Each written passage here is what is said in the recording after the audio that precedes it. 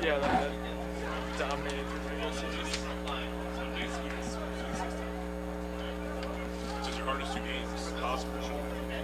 And you can Joe Sons and Manor lost to either of them.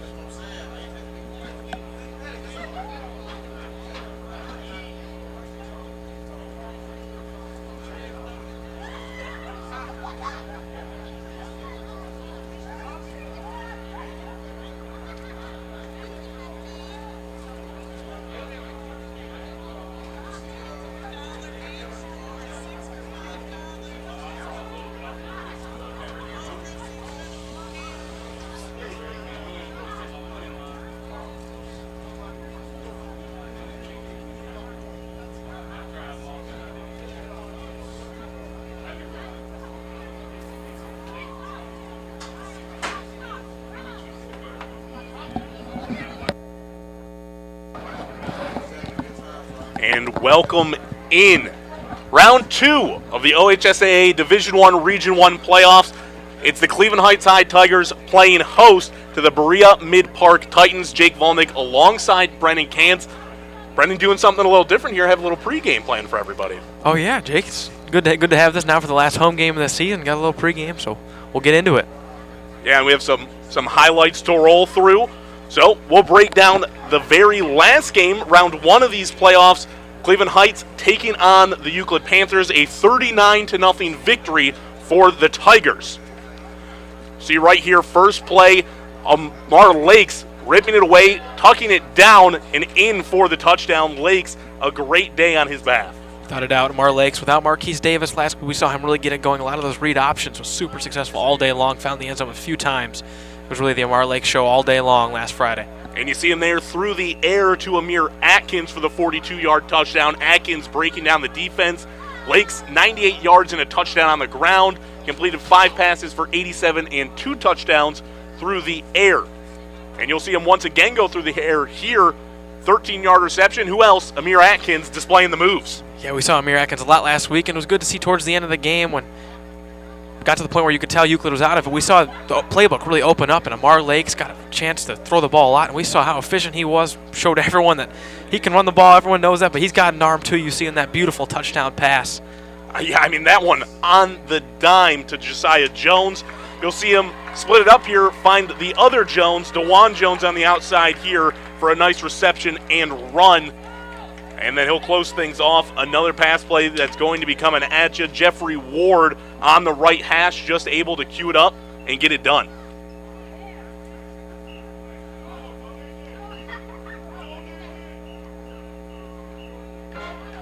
And now we welcome you up here in the booth, Jake Volnick, Brendan Kantz. Brendan, the matchup here today is not one that we should be unfamiliar with. Nope. This is a game that we've seen before. Week 1 of the season, 46-21, Cleveland Heights able to take that game. Yeah, Jake, 2 teams seeing each other, like you just said. Week 1 of this regular season, Cleveland Heights came out on top, but a game that was close in the first half.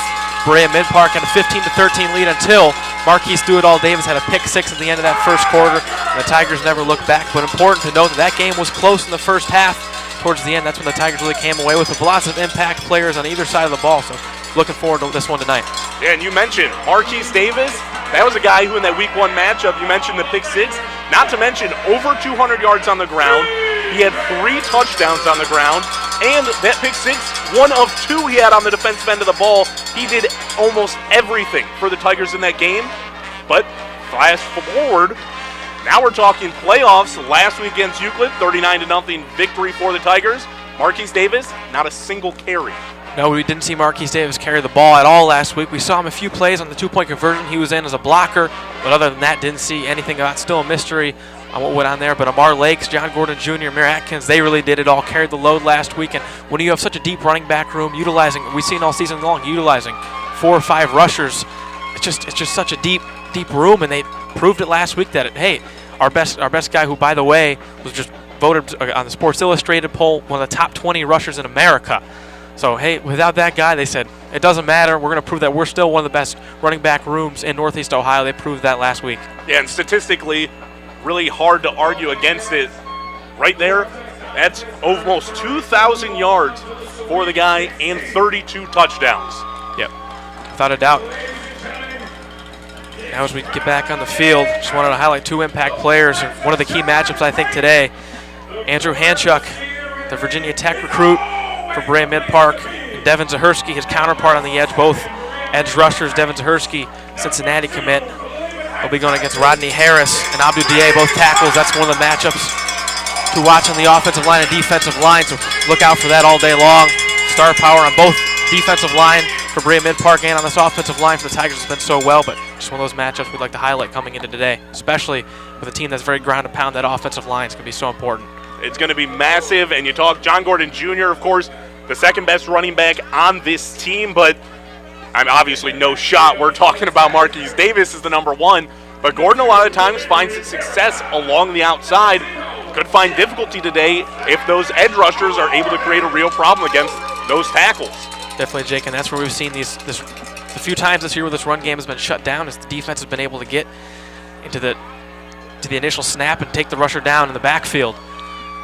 Kickoff away, and we are underway here at Crawford Field, the corner of Cedar and Lee. Kickoff goes out of bounds. Cleveland Heights starting with the football, and they'll be led by no other than Amar Lakes. Talked about him last game. 5 for 10, 87 yards and 2 touchdowns through the air, but really did his main work on the ground. 18 carries, 98 yards, and a touchdown. Lakes has been great all season long for this team. The 3rd highest rusher with 507 yards. Yep, we see him run out of so many different looks, whether it be the read option or just straight keepers up the middle. But one thing I got my eye on the field is you can see number 1, Marquise Davis is out there for this first drive. So any questions coming in today about his role last week, he is on the field. We see him for this first possession here, something that Cleveland Heights fans and all around is just so great to see. Yeah, you'll see him in the backfield right there on your screen. Amar Lakes, number 4, the senior, and Marquise Davis, 1, the junior. Really a power tandem that's pretty hard to beat in this flexbone offense.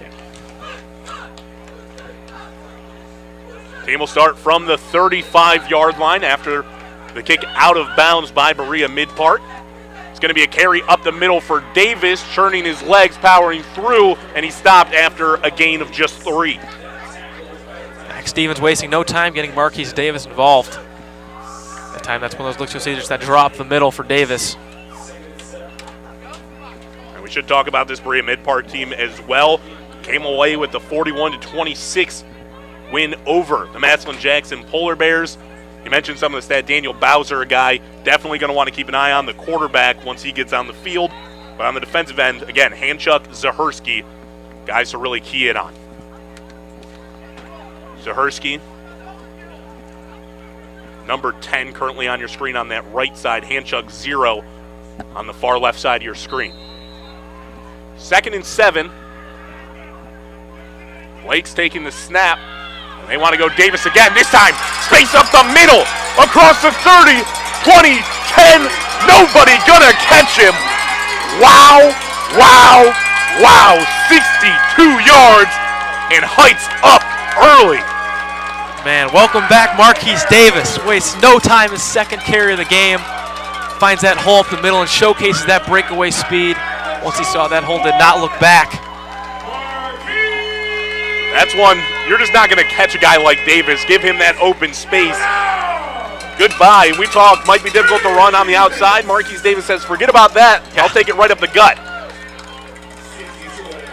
Gabe McKay lining up for the extra point, an attempt to make it 7-0 Heights. Less than a minute elapsed off this clock. Late substitution coming on for the Tigers. And Cleveland Heights going to have to burn a timeout. Personnel, a little bit of an issue there. You see Dylan Haddon quickly trying to sub on at that last second, but they don't want to take the penalty. Want to make sure nothing goes wrong here early in the game as they're ready to go up a full touchdown. Yeah, I never want to see a timeout this early. You could see Coach Max Stevens kind of mad on the sidelines. Didn't want to burn one, especially on a point after attempt, but also those PATs, and we see special teams play so important in the playoffs. Don't want to, if you have an opportunity to just tack this one on, don't want to waste it. Got the last matchup between these two teams, 46-21, but that was all the way back in week 1. Berea Midpark team's a team who's averaging almost 40 points a game. They've gotten more dangerous as the year has gone on. Snap down, hold is good, kick away, and it's through. McKay able to split the uprights and extend the lead 7-0 on the back of a 62-yard touchdown run from none other than Marquise Davis. By the way, that run puts him up over 2,000 yards on the season.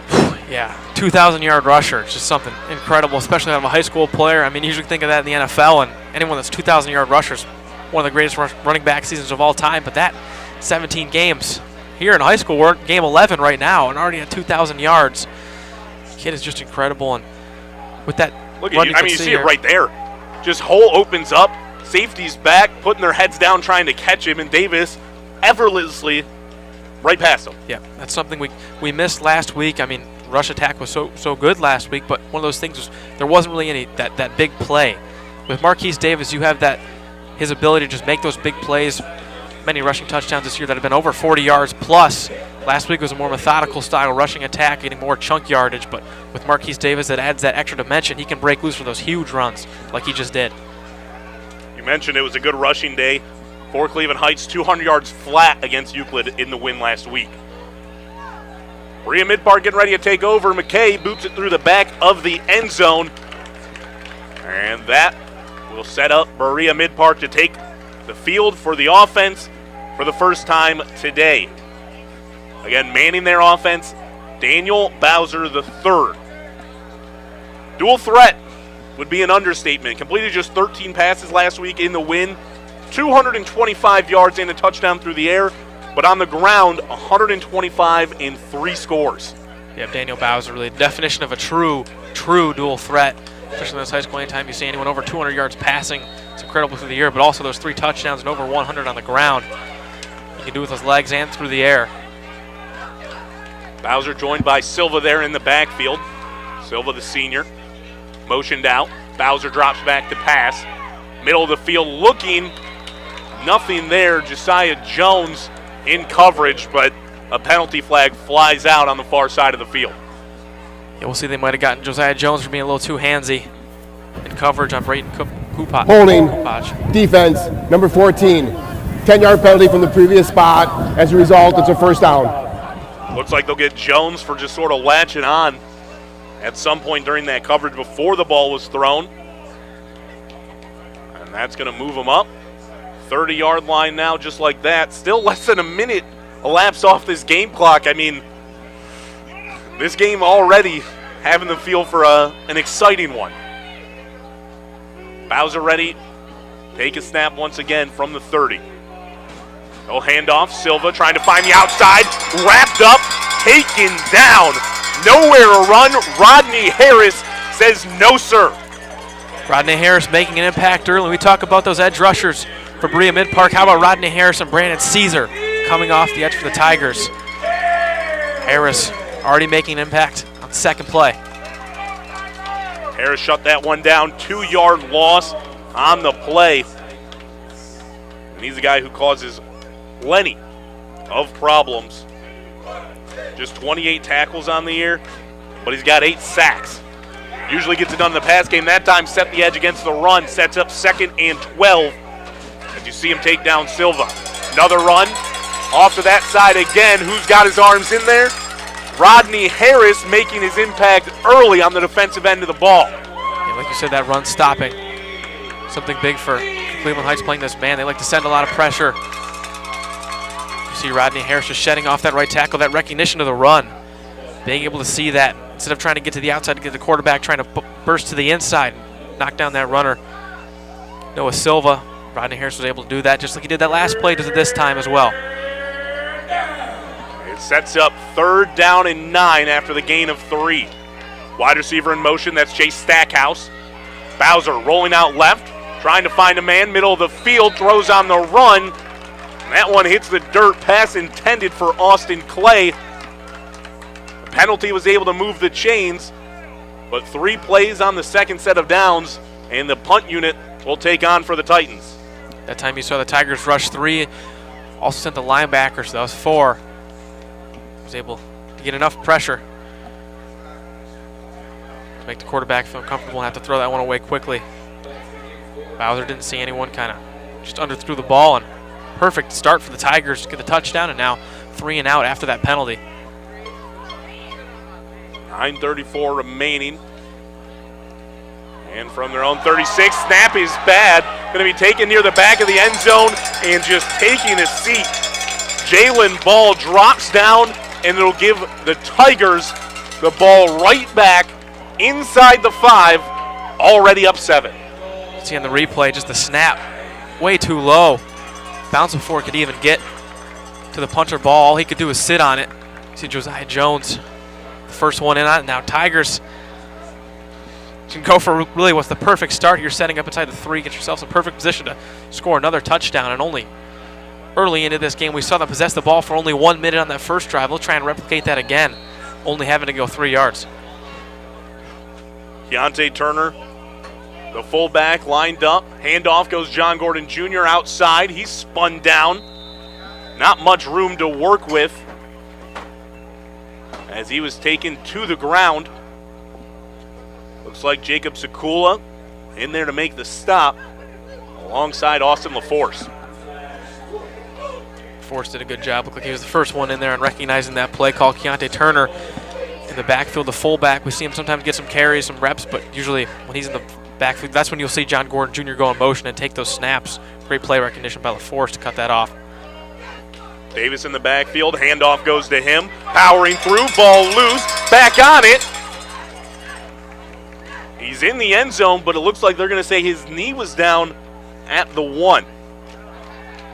Fumble, they're saying going to go forward, I assume there. Can't advance it that way. So it's going to set up 3rd and mere inches. Quickly to the line, Amar Lakes putting his head down. Stood up near the line. No signal yet.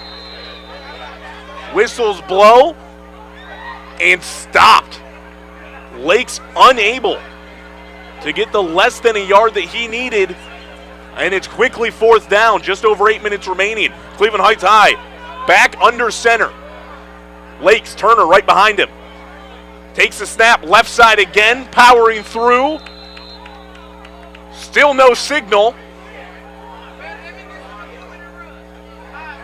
And now it comes in. Lakes able to push through the 1 yard he needs. And the late signal for the touchdown gives the Tigers a 13-0 lead with 7:52 left in the first. Berea so close to getting that goal line stand they would have loved, but Amar Lakes so tough to stop that sneak from the inch line 2 times in a row. Amar Lakes able to get enough. Tigers 2 touchdowns. First 6 minutes of this game about. Kick is up and good, 14-0. But talk about a quick start. That's exactly what Cleveland Heights got out to. A 62-yard touchdown run. And then capitalizing on a missed snap on a punt attempt from the own 30-yard line of Berea Midpark. And 2 scores quickly on the board.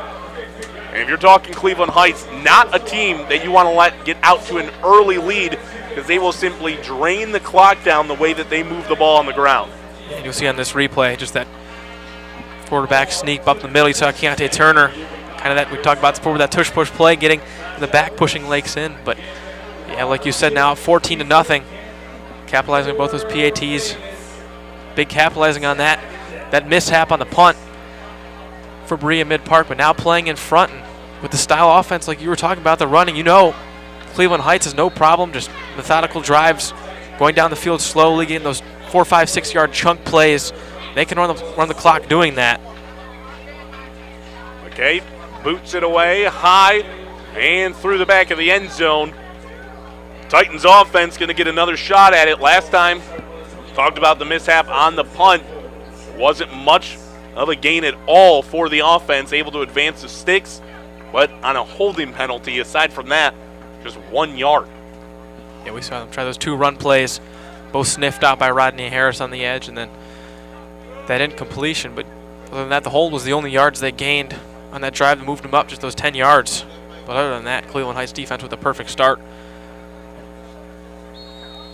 Bowser now going to be tested early on what he can do through the air. Mentioned it earlier in the broadcast, just 13 completions last week against Massillon Jackson, but it was for 225 and a touchdown. Bowser, early drop back, looking far left side, 2 men there, and it's picked off. The deep man, John Gordon Jr., read that one the whole way, and I'm not sure that Bowser ever saw him. Not at all, and what an interception going up high point in that ball. For a second, it looked like wide receiver Zahersky was going to be able to just knock it down. John Gordon Jr. goes up and get it. And did not think Bowser saw him at all. Gordon Jr., just the safety dropping back, you'll see here, sitting there the whole way. Just the overthrow, and Gordon Jr. happily in the perfect position to say, yeah, I'll take that. Brings down the interception. So just a bad read from Bowser. Gordon Jr. there, and once again, Heights has the ball for the 3rd time in the first 5 minutes of this ball game. Absolutely absurd. Atkins, the man at quarterback, the backup, Handoff goes nowhere. Marquise Davis on the run, shut down at the line of scrimmage, will bring up 2nd and 10. But look at the field position. Tigers starting at the 50-yard line. Another short field here. They haven't had to go the distance not once, already their 3rd offensive drive. Even on the opening kickoff, one that went out of bounds, allowed the team to start on the 35. Atkins remains behind center, takes a snap.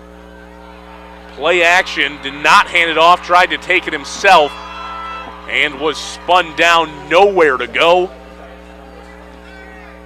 A pair of guys coming in to make that tackle, Andrew Hanchuk and Devin Zahersky, both guys in there to help on the stop. And those are 2 D1 recruits on that defensive line. Virginia Tech for Hanchuk and Cincinnati for Zahersky. Yep, Zahersky was able to just bust through that right side of the line, and on the read option, read it perfectly. Atkins decided to take it himself. Zahersky was right there. Now rolling out, looking left side. Lakes has a man out front. One-handed grab. Made and quickly brought down. You're not going to get any extra points for the style, but that was a heck of a grab on the outside coming in from Deion Solomon.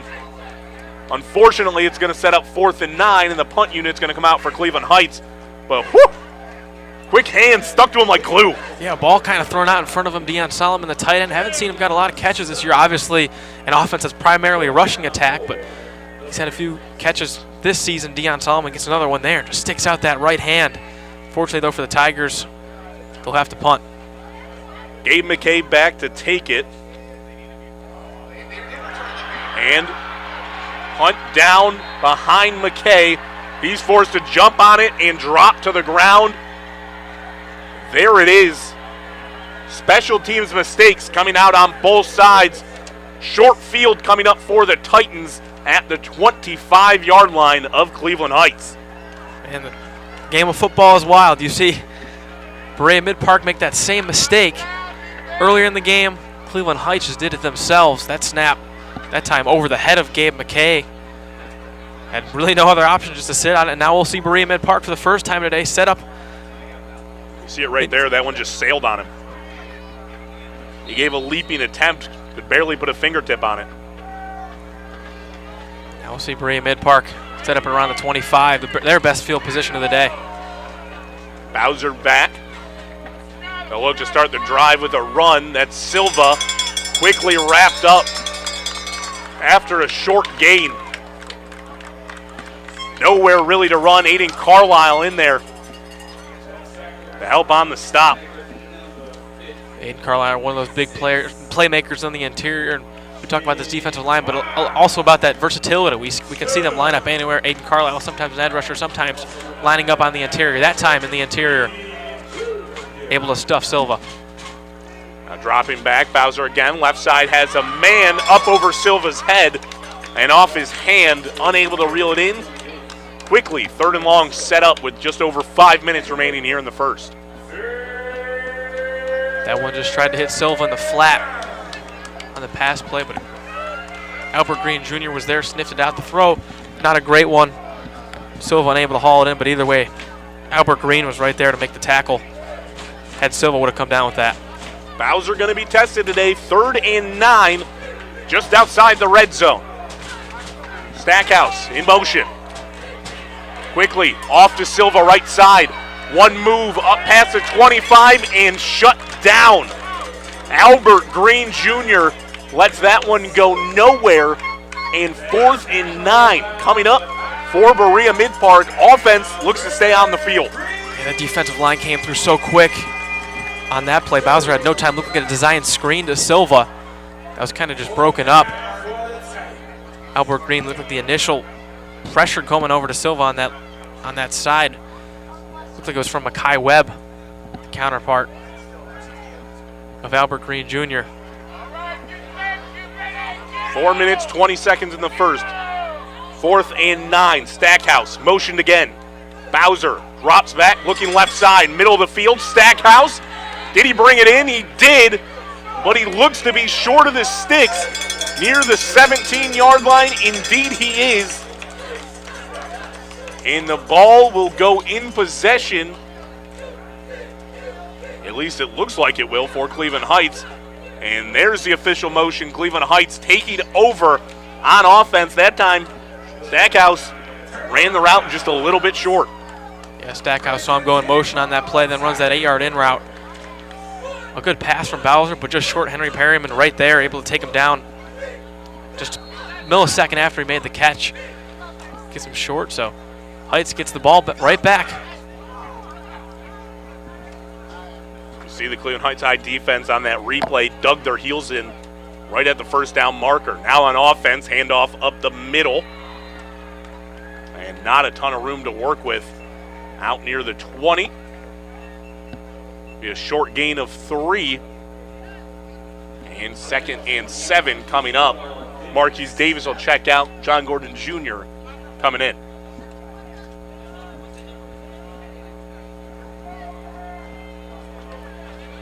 So far, Cleveland Heights characterized on the big play in this one with the 14-0 lead.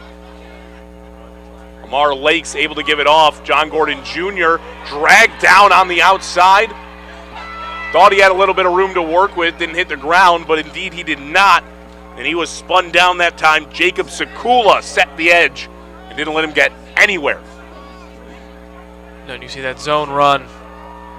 John Gordon Jr. so dangerous when he gets to the outside, can turn on the burners. He tried to, but Sekula, man in front of him, able to shed off the tackle, and a huge tackle on Gordon Jr. where for a second didn't look like he'd be able to bring him down, then did. So it goes for a big loss. Right about 7 on the play. 3rd and 14 coming up for Cleveland Heights.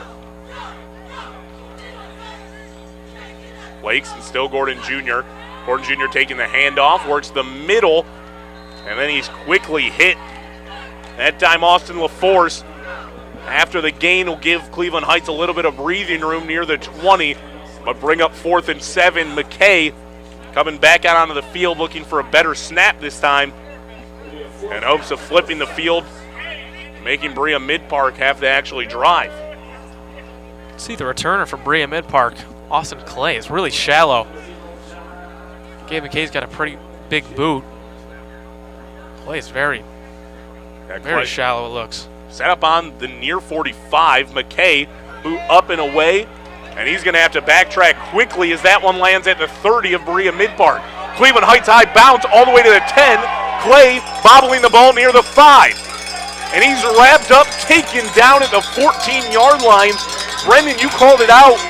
Clay not reading the leg of McKay, was in way too shallow for that one. And it allowed that kick to go probably an extra 30 to 40 yards. Just what a massive kick from Gabe McKay. We've seen it all year. He has that ability to flip fields, especially that one pinned deep in his own zone, only punting that ball a few yards for the end zone. That one completely switches fields, and Austin Clay, like I said before the snap, looked like he was pretty shallow. McKay made him pay, kicked it over his head, then got the great roll. Rolled for about 20, 30 yards. Clay able to get a few yards after he picked it up eventually, but now Berea Midpark, from what looked like can have good field position, now starts deep in their own zone again. I mean, that was an absolute bomb by McKay. You'll see it right there landed near the 30, but Clay doesn't grab this until almost the 6-yard line after the bobble. Plays out, short pass, Bowser looking for Clay that time, falls incomplete. 2nd and 10 coming up for the Titans, 14-0, Cleveland Heights on top, minute 49 left in the first. Time you see just a simple screen to Clay, that one just overthrown by Bowser. Quite the start to a playoff game. Special teams mishaps again. There's no other way to characterize it. That's at least 4 that we've seen to start this game. Kick out of bounds, just too shallow on the punt return. Both of those from Berea Midpark as well from the Titans. A snap over the head on a punt attempt. Same thing. Well, I guess theirs went over the head. Was on the side of Cleveland Heights, but now a man loose on the outside. Out across the 50. Bowser able to connect with Zahersky for the big gain through the air. There's a big play. You see Zahersky one-on-one with Davis. Davis picked him up over the middle. Zahersky just a step in front of him. Showcase that speed. Davis able to track him down, but that one goes for a big gain. Much needed for Berea Midpark.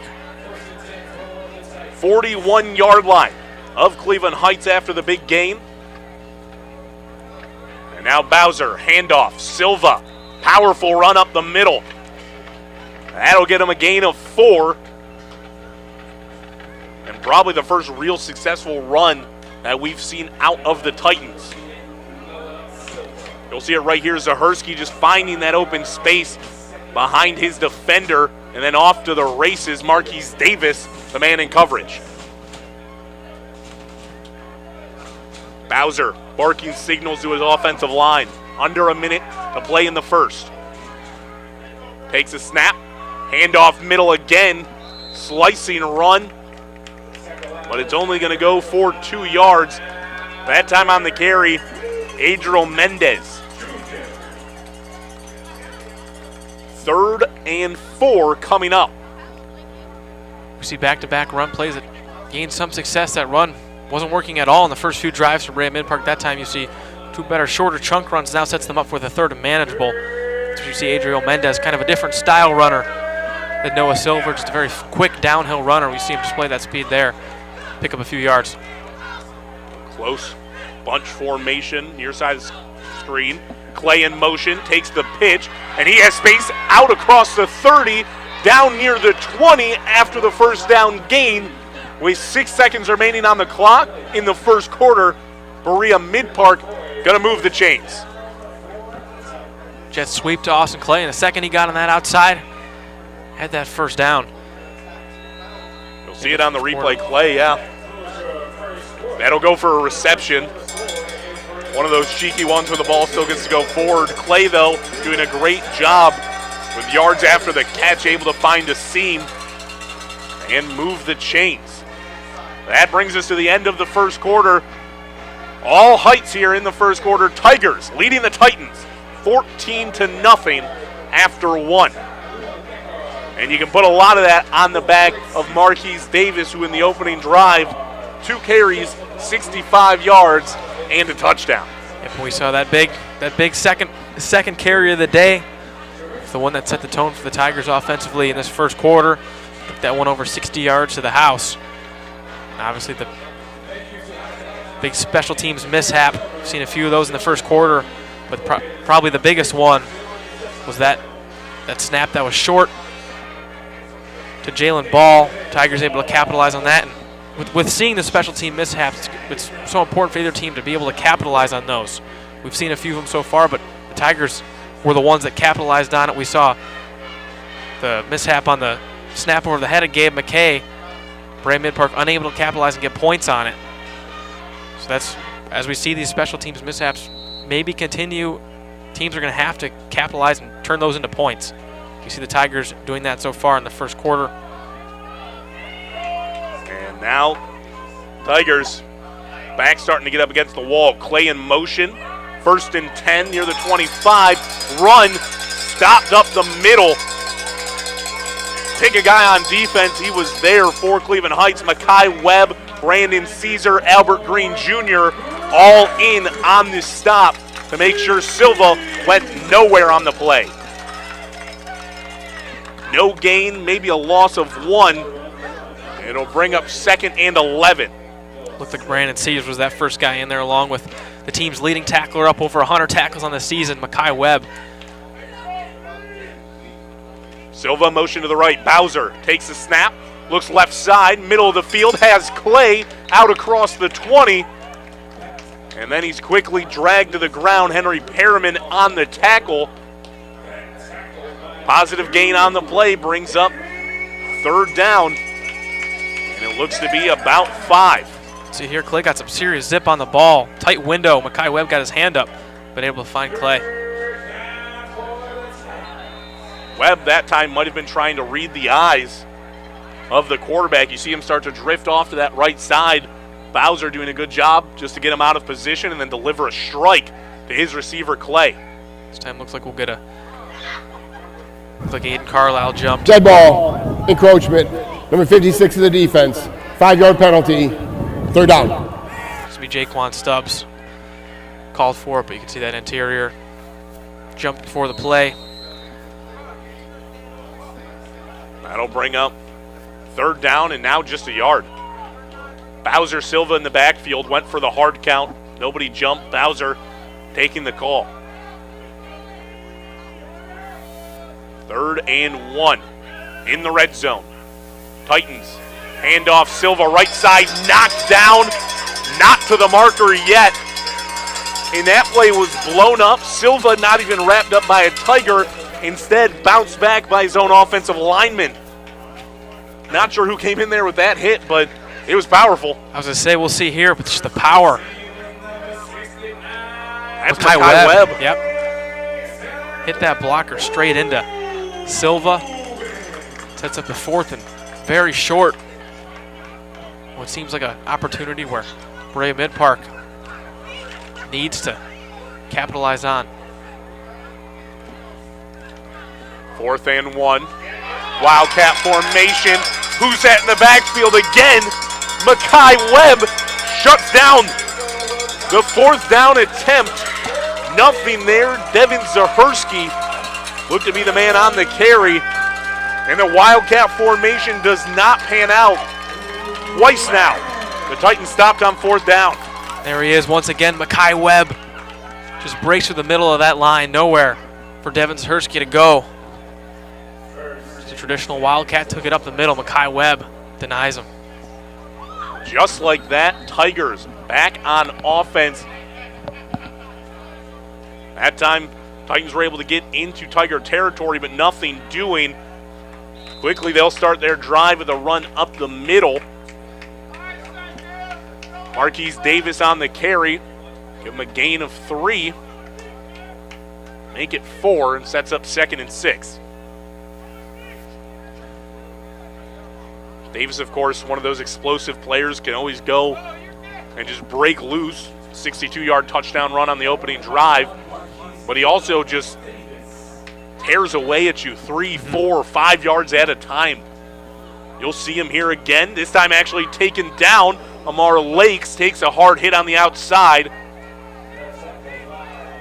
And he'll be about 3 yards short and set up 3rd down. Lakes did take a big hit. Able to get some good yards, makes it 3rd and very short on the option. Was able to get Austin LaForce kind of flat-footed. Looked like he trailed Davis. Looked like he was going to trail Davis. Lakes took it himself, able to pick up that good yardage, makes it 3rd and very manageable. Lake's not a guy who's going to be sliding down, anything like that. He's taken his hits. Missed week 10 against Euclid. Now another run up the middle.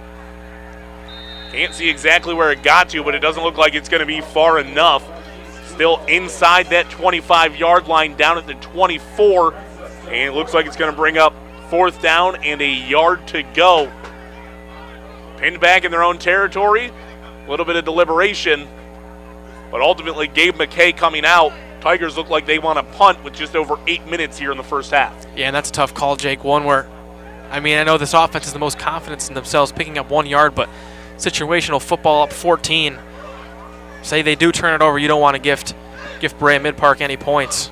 Up 2 scores, so wise decision by Max Stevens just to punt it away. And now we see Austin Clay back further than he was the first time. He knows Gabe McKay's got that boot as he'll try and flip field position again. Clay definitely back farther, takes a couple steps back at the start of the punt, but this one not great from McKay and a backspin to it. Goes inside the 45-yard line of the Tigers in Berea Midpark. Less than half a field to go. They'll start in opposing territory, down 14. That punt didn't go as planned. Austin Clay probably could have stood closer like he did in that first one. I stand corrected, but one that didn't look too bad if it would have gotten a Heights roll, but didn't get the roll either. That one just not a strong boot off his leg. Might have come off the side of the foot. Clay probably walking back to his sideline. Coach was telling him back up, back up, back up as he was lining up for that punt. Now he goes over there, palms in the air, going, I don't know what to do. I'm too close. It goes over my head. I'm too far back. It falls short. I can't win. Titans back on offense. 7:43 left to go in the first half. Bowser taking his play call from the far sideline. 2 receivers at the bottom of your screen. 1 alone at the top. Going to be a handoff. Silva right side. Quickly met. Albert Green Jr. in the backfield. The linebackers of the Tigers swarming to the ball. in not allowing anything positive on the ground. We've seen these linebackers end up in the backfield a few times a day. Cleveland Heights keeps sending the four on the front, and then the linebackers just following it up, reading that run, and immediately crashing the line. Once again, we see that, and that would result in a tackle for loss. Albert Green Jr. once again. Same formation coming out for Berea Midpark. Braden Kupach, Austin Clay, receivers at the bottom of your screen. Clay, the closer. Silva, motion that way as well. Bowser drops back. One-on-one coverage over the middle.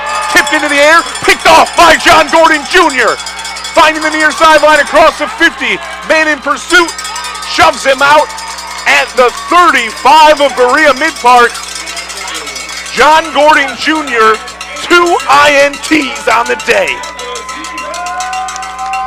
What a day for that man, John Gordon Jr. He just lurks in that secondary. Nobody is safe. You see here playing that safety position. That ball kind of thrown behind the wide receiver, Andrew Hanchuk. And John Gordon Jr. says, yes, please, I'll take that. Breaks a few tackles, showcases that running back ability, and sets up the Tigers once again in good field position. Another takeaway for this Heights defense, and another one for John Gordon Jr. Couldn't see it too clearly on the line. It looked to be Zahersky, who was able to put a hand on it and tip it. Excuse me, yes, Zahersky. But I wonder if that one was tipped at the line, as you'll see the first offensive play coming out. That time Amar Lakes nowhere to go, taken down in the backfield for a big loss of 5 on the play, 2nd and 15 coming up.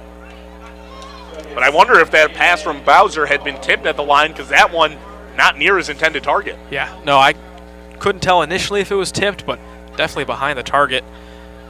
Zahersky, like you said, able to just kind of reach back and get the hand on it, which either way you think probably would have gotten intercepted by John Gordon Jr. who was screaming in on coverage, recognized that throw. But yeah, pass that was pretty far behind the intended target. A couple of Tigers were up in the air, just makes you wonder. Now looking to pass the ball. Not the prime way of getting things done for Heights, but it will be completed on the near sideline. Jeffrey Ward on the grab. Able to get that lost yardage back and set up 3rd and 10. Coming up for the Tigers, 5:57 on the clock. Cleveland Heights up 14-0 over Berea Midpark. We'll see what the Tigers here do on 3rd and long. Wouldn't be surprised if we see a run. Just try and get 4 or 5 yards, make that 4th down very manageable, because you have to think now across midfield into Berea Midpark Titans territory. This is definitely a drive where they're going to go all 4 downs. Last game, you saw Cleveland Heights start to air things out near the back end of the game. Moments like these. That's why you do it. Lakes, Hibsy throws, flare near the 10, and that one's going to be picked off. Titans come away with it. Lakes taking the hit and unable to get it as far as he wanted it to. Looks like Austin Clay coming away with the interception. Tarshawn Harwell able to bring him down following. But that's an empty possession for Cleveland Heights. And you see there, Lakes just trying to force it and just falls straight into the hands. 2 Titans waiting for it. Clay comes away with it. To be good, Maddox Swisher would have been there to pick it up. That's a tough one for Mar Lakes. That pressure came in screaming so quick. Split-second decision, but probably a better decision would have been just to hold on to that, take the sack, and either punt it away or go for it again on 4th and very long, but that one kind of just a prayer threw it up. The most likely result of that would have been an interception. Austin Clay, the two-way standout for the Titans, comes away with it. And now back-to-back takeaways on each possession for either team.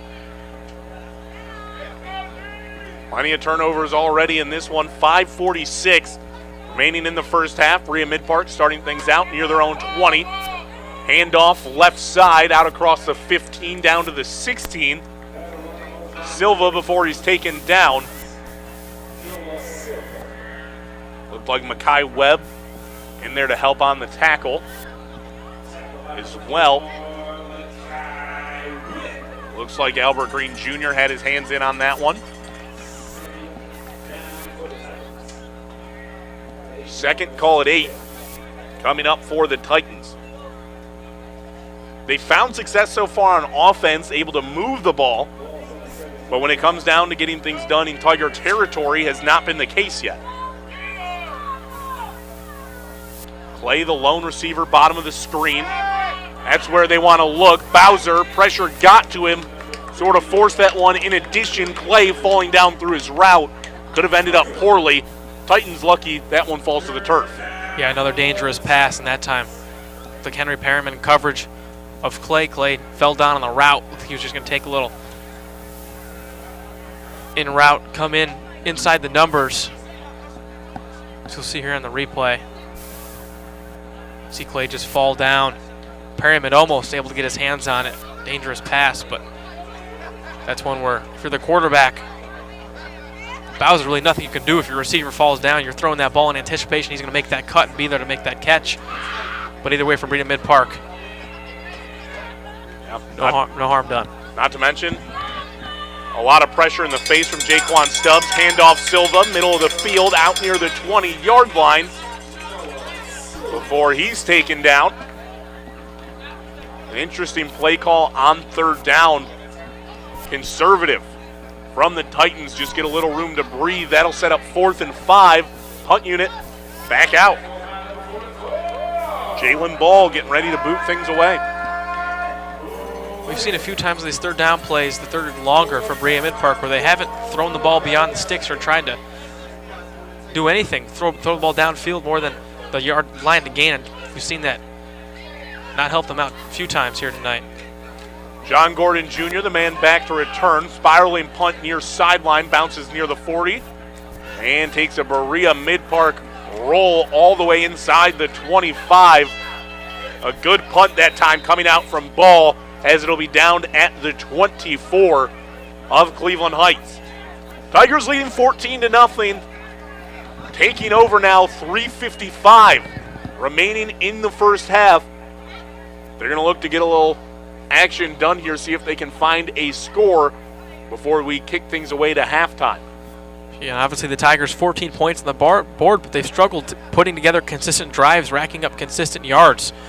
We saw in that first touchdown drive, characterized by that big 60-yard run from Marquise Davis on that big play. But other than that, we haven't seen these drives really extended too much longer. Tigers trying to change that one now going into half. See that flexbone offense come out, handoff up the middle. Keontae Turner on the carry. Taken down, give him a gain of 2. And 2nd and 8 coming up, clock continuing to wind. We'll see now with the style of this offense, lots of running, lots of burning clock with 3:33 left now.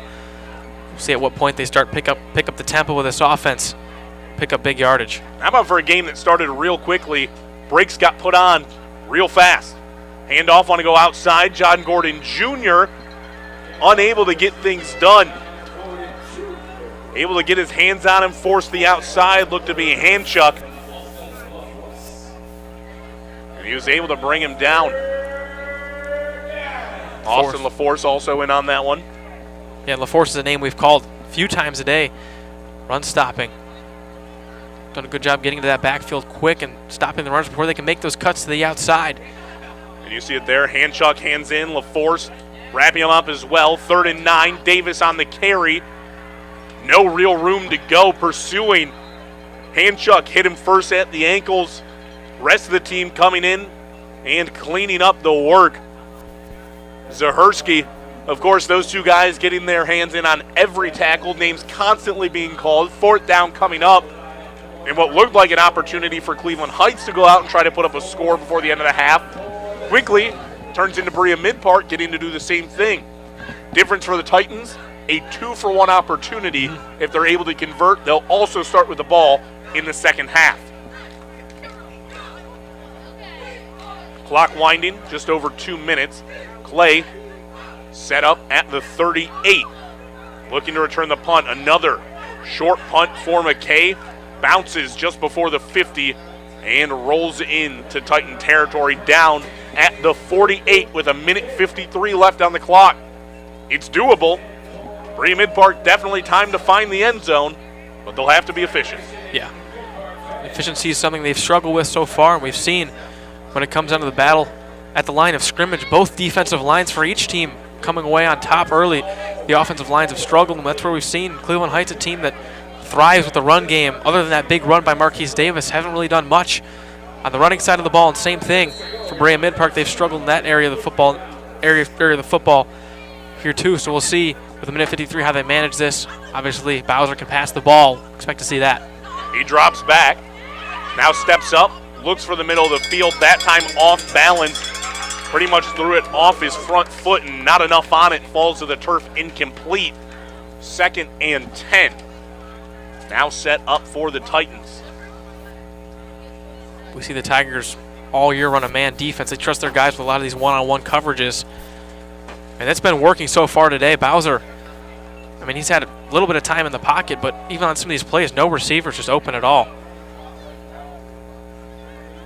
Motioned out of the backfield, running off to the right. That's Mendez. Throw deep left. John Gordon Jr. dropped the pick.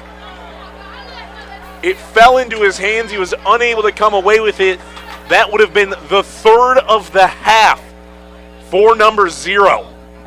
John Gordon Jr. just ball hawking back there. And I talk about how they trust these guys one-on-one and man coverage, but they also have Gordon Jr. just as that safety net, that the single deep safety back there.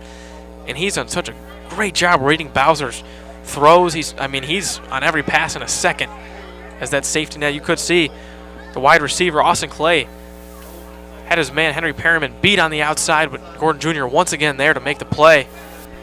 Doesn't get the interception, but prevents that play from being made, although the ball was overthrown. You got to think that might be starting to get into the head of Bowser every time he goes deep. Mendez motioned right side again. Bowser middle of the field, has Zahersky out past the 50, and he's wrapped up by Marquise Davis. John Gordon Jr. coming in to help finish the tackle. And 3rd down quickly turns to 4th. About 5 yards to go, make it 6 until the 1st down. But with a minute 12 left on the clock, Titans going to put it all on the line. See the completion over the middle, Zahersky. Davis, a good job to wrap him up. Clay in motion. All receivers set up to the right. Mendez out to the left. Middle of the field, Clay completed past the marker. And a good decision for the Titans to risk it and put it through the air. Clay working on Perriman, able to secure that one and keep the drive alive. Now under a minute. Timeout. Play in the half. Berea. And Berea going to elect to use a timeout. That's going to be their first timeout of the half. Still 2 remaining. See Cleveland Heights just sent the heat and all-out blitz. Bowser able to get the ball out quickly, even with the pressure coming. And Austin Clay, the main target so far, he's been their leading receiver so far this season for Berea Midpark. He's been the #1 target for Bowser so far this game. That time he finds him. Good coverage by Perryman. Was around him, but the catch made in coverage. Clay gets the 1st down. Berea Midpark going to take their time. You mentioned Clay. Good job working through that route. It's a game that's 14-0, but the score going to tell you just about who found the end zone, not the competitiveness so far of this game, because keep in mind, one of those scoring drives for Cleveland Heights, one that only went 4 yards. We're set up with great field position off a botched handling of a snap on a punt attempt. Mendez out in motion to the right, 1st and 10. Wants Clay again, that time threw his hands a little bit too hot out of the hands of Bowser. Clay unable to reel it in. 47 seconds left on the clock in the 1st half. And 2nd and 10 coming up from the 38 of the Tigers. Once again, Clay the target. You see him just running that deep slant over the middle. That's the same route we've seen him try and connect with Clay on this whole game. That time another incompletion. And you'll mention, that's just something sometimes you see with younger quarterbacks. And not younger in the sense of, obviously, Bowser in the high school, he's a junior, very well to be started, but just young in general. They get excited over those short passes, want to jam it in. Bowser wanted to keep that one himself, nowhere to go. Brandon Caesar Jr., Rodney Harris, Brandon Caesar, all in to stop him very quickly. 3rd and 11 Coming up for Berea Midpark, they'll elect to use another timeout, stop the clock at 38 seconds, and get a play drawn up here. There you see out of the timeout. Berea Midpark opts to go with the keeper for Bowser. And looking back to last week, a guy that had 125 yards on the ground, but so far today haven't seen a lot of design rushing plays for him at all. That time, though, you have to think just the strength of this defensive line and how they've stopped the run in general today has maybe something to do with it. That time, Berea Midpark tries it, and the entire defensive line for Cleveland Heights beats the Berea Midpark O-line, all swarming around. No room at all for Bowser to navigate. Yeah, you mentioned, though, that was the first real carry for Bowser.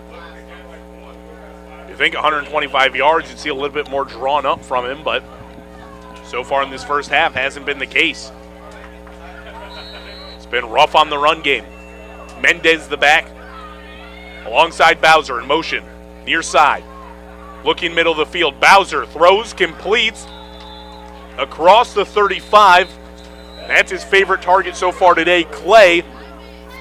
And he's taken down timeout. at the Berea Midpark. 34-yard line. That is your final timeout. Fourth down and 6 yards to go.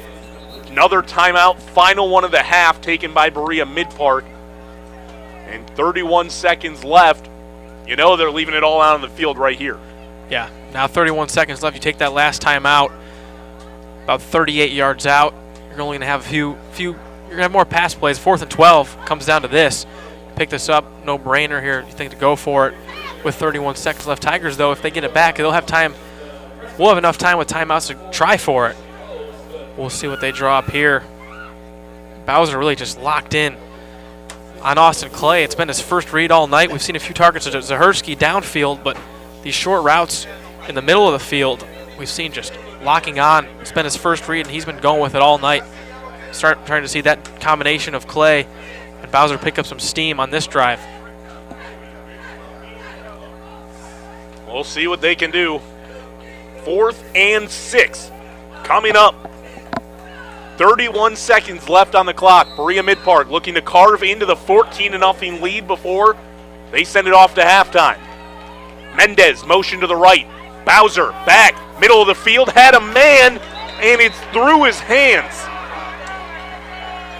Intended target, Braden Kupach, but flags fly in from the secondary. Pass interference, defense. 15-yard penalty from the previous spot will result in a first down. And on the incompletion, the Titans able to still pick up the first down on the pass interference. 26 seconds and the 15-yard penalty going to be a great aid in getting them closer to the end zone. They're now set up in the red zone at the 19. Definitely see the pass interference here. Tyshawn Harrell over the middle in coverage.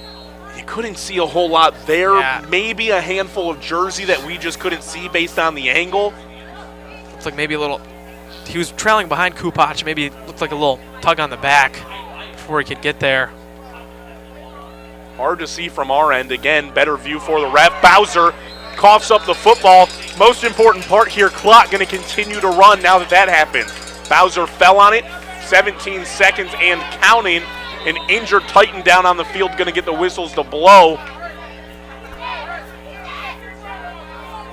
Few seconds rolling off the clock. A couple of disgruntled fans on that one. That's basically going to be used as a free time out.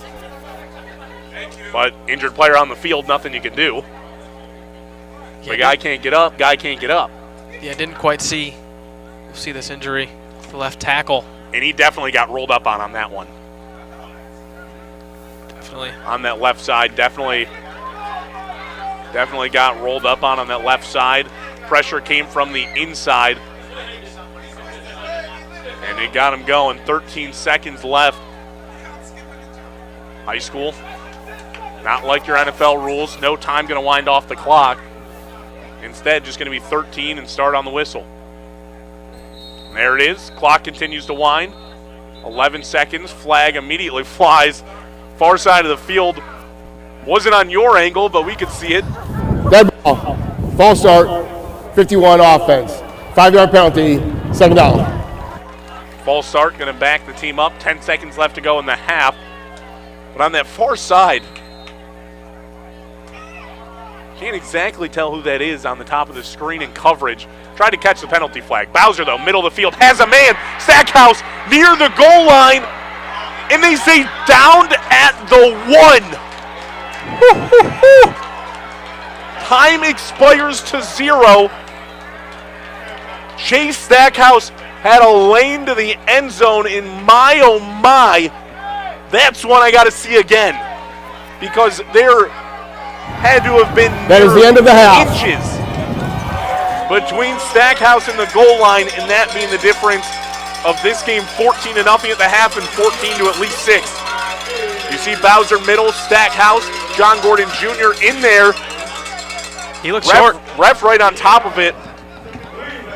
I mean, you would need definitive replay evidence, NFL pylon camera style evidence, and able to say there was a difference, but John Gordon Jr. came in with a nice tackle and a scoring saving tackle on that one. I mean, wow. I think that you could highlight it right now.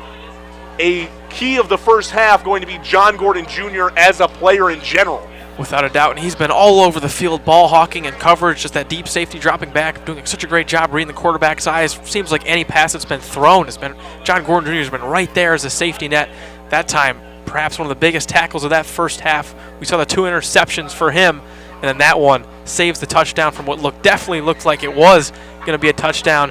Clips the receiver short, did look close in the replay. Looked like that knee touchdown just short. John Gordon Jr. saves the Tigers before halftime, and now instead of going in a 1-score game, team's going to halftime with the Tigers up 2 possessions. I mean, wow. 2 interceptions, score-saving tackle coming out for John Gordon Jr., and on the other end of the ball, hasn't been him getting the things done. Instead, Marquise Davis, the highlight there. It hasn't been consistent production, but all you needed was a 62-yard touchdown run to get the 7 on the board there. Amar Lakes punching in the other one just on a 4-yard field off the botch snap. Really in this game, though, a big thing to mention, special teams has not been pretty on either side. No, it's not at all. We've seen a few on the punts, a few mishaps on the snapped punts. Tigers able to capitalize on the first time that Berea Midpark did it on that quarterback sneak from Amar Lakes. But other than that, and that's where we've seen Berea Midpark, that 0 on the board. They're going to look back and say, we have to capitalize when we get the ball in good field position. When Cleveland Heights make these mistakes, we have to score off of them. They haven't been able to do that, and that's why they go in this half with a 0 on the board. That's just one that's going to be a tough pill to swallow. I mean, again, going back to that last play, John Gordon Jr. able to shut that down. You have to take in consideration, what does that mean in terms of momentum? That's obviously a rough play. You want to come out with the score, but on the other side of it, if you're Berea Midpark, you just showed against that Cleveland Heights High defense, I can go out there and I can move the ball right up to the goal line. If I had one more play, you're probably looking at 6 points for the Titans. Definitely, you see in that quick time crunch, Bowser able to move the ball downfield really quickly. Some big long passes, throwing the ball down over the middle of the field. And the good news for Berea Midpark, all you go into the half with 0 on the board. You get the ball to start back, which also makes it even more bittersweet. Not able to cash and could be for the tie if they score on this first drive coming out of half. But hey, the good news for them, they're going to get the ball at the start of the second half. So for them, that'll be a big opportunity to capitalize and get some points on the board. Yeah, when they come back for that half, be sure to keep your eyes on the connection. Daniel Bowser and Austin Clay, those two hooking up plenty of times throughout that first half. Definitely one we've seen develop even better. We saw the targets happening, wasn't connecting as well. Now this last drive down the field, we saw them really start to connect, getting those catches, and no doubt about it all night, Bowser just locking on him as that first read and continuing to throw the ball to him. Expect to see lots more of that in the second half. Cleveland Heights leading Berea Midpark Titans 14-0 at the half. Don't go too far away. Second half filled with exciting gameplay. This one closer than it may appear. We'll step aside for a short halftime. When we come back, Berea Midpark back on offense. Second half, Division I, Region 1. It's the quarterfinals in that section. Game stays tight. Jake Volnick, Brendan Kantz right here on the CHUH Schools YouTube channel.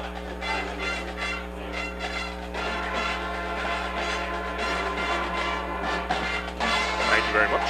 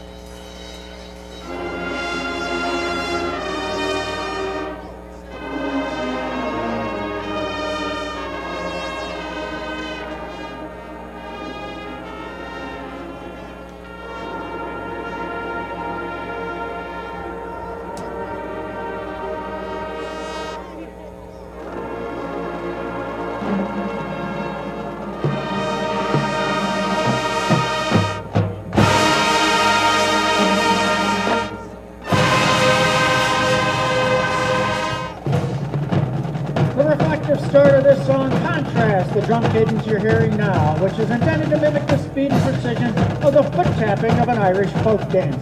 Here is the Titan Band performing River Dance.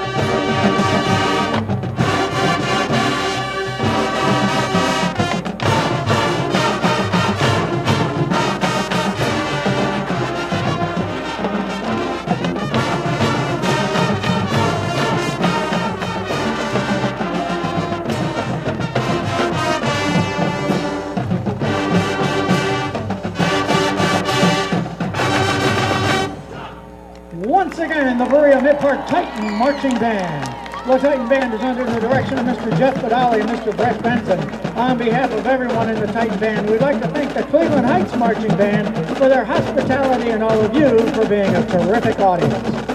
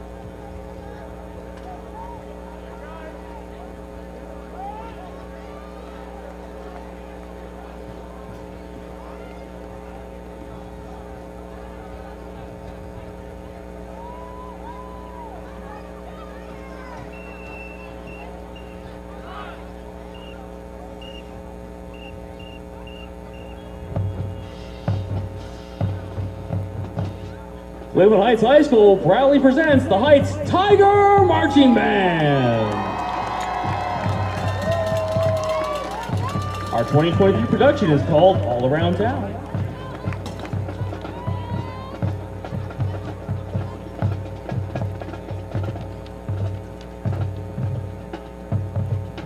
You're ready to put on your funkiest threads as we jam to Macklemore, riding our mopeds down Cedar Road while going downtown.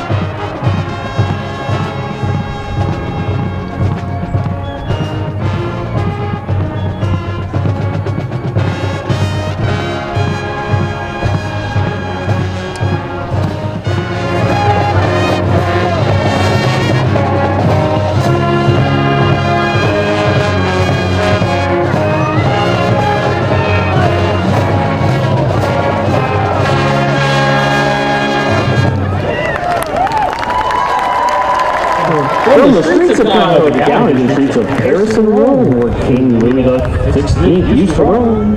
Viva la vida.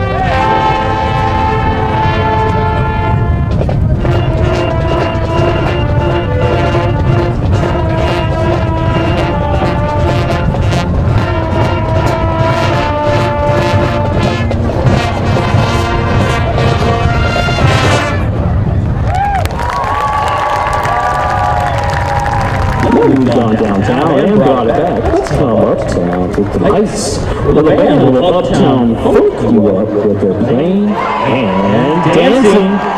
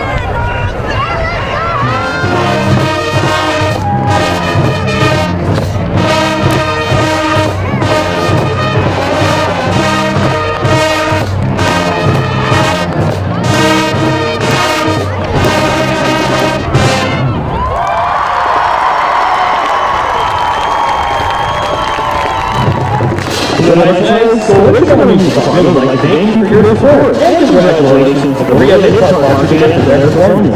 And as always, a special thank you to the athletic department, the custodial staff, steering staff, and the administration for their support.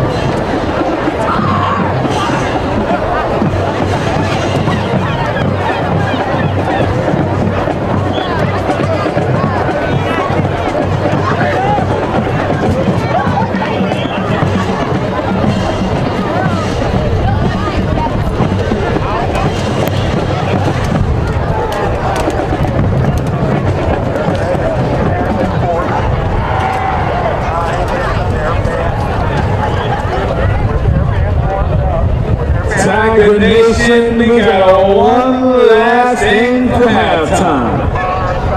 You know what to do. Reach down those pockets and get those 50-50 raffle tickets.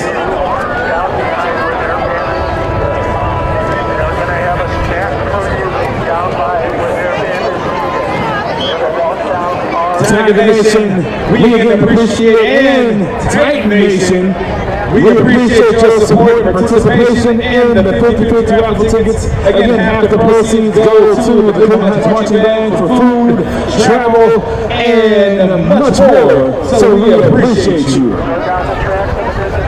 The grand prize. Can I get the drum roll, Tiger Nation? Can I get the drum roll, please? Oh, I like.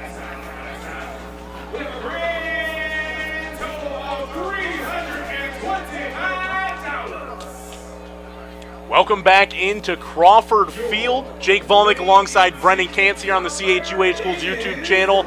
Second half, a short ways away. Cleveland Heights on top of the Berea Midpark Titans, 14-0. And Brendan, looking ahead for this second half, you're looking at Cleveland Heights. They've been able to really focus in on the turnovers, able to create some big plays. That's something they're going to have to continue to do going forward. Definitely, Jake. And like you said, the defense in that first half, I would say, has been perfect. The only thing has struggled to find consistency other than that first drive on offense, and that starts with kind of building up this run game. We've seen Marquise Davis had that big 60-plus yard run for the touchdown on the first drive, but other than that, haven't been able to find anything else. And I think trying to work in John Gordon Jr. more, trying to work in Amir Atkins, trying to work in more keepers with Lamar Lakes, Marquise Davis, keep feeding him too, but the more rushers they can get involved, the better looks they're going to have, and trying to push that ball to the outside, that's their strength. Berea Midpark's been a good job bottling that up so far. But the Tigers can start doing that, get some better offensive line play. That's going to be a big key for them to get that ground game going. Yeah, and at fear of sounding like a broken record, this game's 14-0, but it's really felt a lot closer than that. Again, the short field for Cleveland Heights, a big 62-yard run from Marquise Davis. You mentioned it just has not been too consistent for the Tigers. And then on the side of Berea Midpark, they get a little bit of success going there down the stretch, but it's really been struggling for them in the turnover category. You mentioned it was a strength for Cleveland Heights, obviously a negative, but looking at Daniel Bowser specifically, when he tries to air the ball out, he just doesn't quite have that touch. Hopefully for him, able to establish a little bit of momentum, a little bit of confidence in that last drive, and he's just got to limit that long ball and keep things short and accurate right to the chest, because so far, especially, it's been difficult down the field, but on that last drive, looked really good. Definitely, and that last drive is something they're going to want to build off going into the second half. I think the biggest thing they improved on, instead of looking super deep downfield, just finding Austin Clay was their guy. They found a lot over the middle on some short slant routes, just picking up 6, 7, 8 yards at a time. And then timely, unfortunately for them, couldn't cash on that last play, but that was a big pass play. Finding those timely big pass plays and work it in with those consistent shorter pass plays. I think if Daniel Bowser can do that, along with, I think, we know he can rush the ball. Didn't see too much rushing in the first half. I think if they can try and get more rushing plays designed for him, I think that true dual threatness out of him going into the second half, that's going to be super big for Berea Midpark to find success on the offensive side of the ball, where they haven't really been able to find any at all so far today. Yeah, now getting ready for the second half. We'll send it back down onto the field, getting ready for the second half to come away. Kickoff a short way away. Gabe McKay going to be sending it off to the Berea Midpark Titans. McKay going to be lining it up. And how about the defensive line for both of these sides as well? It was a real focus we had coming in. You have Brandon Caesar as well, Andrew Hanchuk, and Devin Zahersky. All of those guys, major impact players today. Definitely. And going in, those are guys we knew were going to have a huge impact on today's game. And especially when it comes to run stuffing, all those guys you think about just in pass rushing. But today it's been so big on the run, getting into the backfield before runners have the ability, or just stuffing up that first level, not allowing them to get to those linebackers and get to that secondary. A lot of these runs have been bottled up at the line of scrimmage, and that's a credit to these defensive lines, not only on the edges, but on the interior. And a lot of that Daniel Bowser, the key rusher for the Titans in game one, 125 yards, 3 touchdowns on the ground. So far today, just 1 carry, and he was wrapped up, taken down. Nothing able to be established from the Titans on the run game. Bowser, at least through the passing game, able to establish a little something on the last drive. We'll see if he's able to build on it here coming out to the second half. That one, of course, ending on a sour note. John Gordon Jr., the huge tackle right before the goal line. First play handoff up the middle. Positive gain coming out. Make it a gain of 5. And on the carry that time, Adriel Mendez. And right there, right out of the half, you see Mendez and the Titans establish a good, strong first run. That's what they're going to need. Keep getting those big plays. They found themselves a lot of times at first and long, second and long. They need to start getting more plays, create the second and short, third and shorts, make it easier for themselves to convert. Mendez in motion. Bowser alone, dropping back, looking left side. Finds his man Clay near the marker, right at the 30-yard line. Good enough for a first down. Chains will move. Bowser to Clay. Probably not the last time you're going to hear that today. And we saw that connection they established on that final drive of the first half already. The first pass play finding Clay. Berea Midpark picks up a first down after just 2 plays, something I haven't seen too much out of them. 5-yard run, Mendez. 5-yard catch, Clay. Bowser back again. Mendez on his hip. Clay in motion. Coming to the near side of your screen. Bowser, designed run, looking for the outside. Not much room to work with. He's taken down behind the line. Brandon Caesar on the tackle, and a flag flies near the end. Maybe a little extra something there near the sideline. Definitely looked like a Brandon Caesar. Just able to shave off the blocker. Dead ball, personal foul, 94 defense, unnecessary roughness, 15-yard penalty will result in a first down. Unnecessary roughness coming in on Caesar. Brendan, you mentioned it. You'll see it here at the end of this play, just working his way to the sideline. A spin and really threw Bowser off the hip. Just a little bit too much coming out from the 3-star. Throw over the middle, picked off John Gordon Jr. Far sideline, has room, walking into the end zone. But before you get too excited, a flag near midfield. Yeah, Jake, unfortunately this one's going to come back. They're going to get Henry Perryman on pass interference. Once again, they try to hit Bowser on that same route over the middle. Looks like Perryman two-handsy again. We'll see. Certainly looks like it's going to go against Cleveland Heights on Henry Perryman.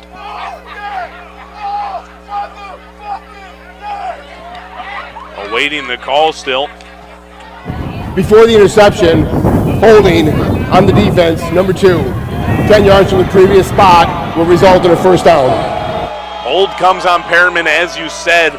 We'll get the replay here. Perriman maybe just a touch early. I think that one was probably coming out of the hand a little inaccurate from Bowser either way. And Gordon Jr. would have came away with it. We'll see it. Flag coming out again at the back. Sideline warning, Cleveland Heights. And a sideline warning coming out on the side of the Tigers. Some of the coaches must have not been happy with that call on Henry Perriman. Certainly in real time looked like a penalty, but after it looked like it was very, very close. The contact made, as you see it again here. I just don't see a whole lot there. I think the wrap-up near the end is probably what drew the penalty more than anything, but the ball was touched and beyond the receiver at that point. Especially for a hold, you usually see that arm wrapped around the waist and causing that tug, bringing the receiver back. Didn't seem like there was too much of that arm around the waist action. It was going to see another. Here we go, another flag. Dead ball, unsportsmanlike, Cleveland Heights, 15-yard penalty, first down. When you see the anger on the side of Cleveland Heights, argument coming out between the ref and coaching staff here. Not happy at all with the call. Yeah, Max Stevens is furious with the call, and you see that first time they get the warning. This time, this penalty's going to go against them. Berea Midpark up more, but Max Stevens just infuriated on that sideline. Titans now inside the 35.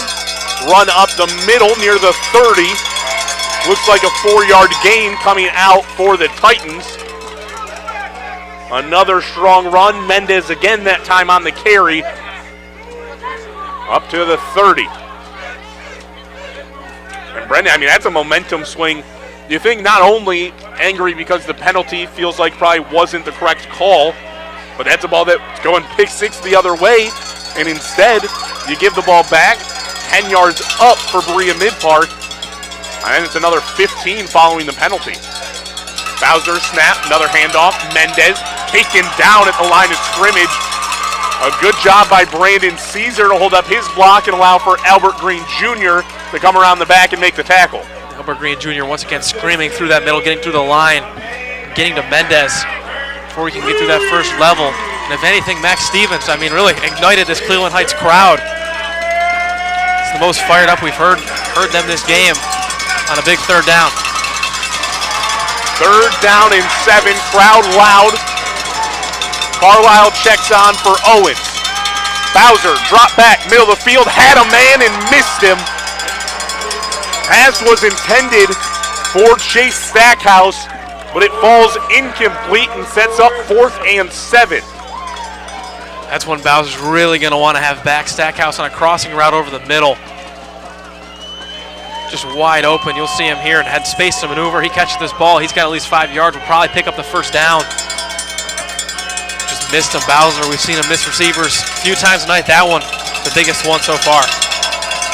Tiger defender jumping there near the line. Might have actually gotten a piece of that one. Yeah. Nevertheless, 4th and 7. Crowd as loud as they've been. Stackhouse right to left. Whistles blow. And a timeout. On the side of the Titans. That was no joke. The Tiger Nation getting loud and proud.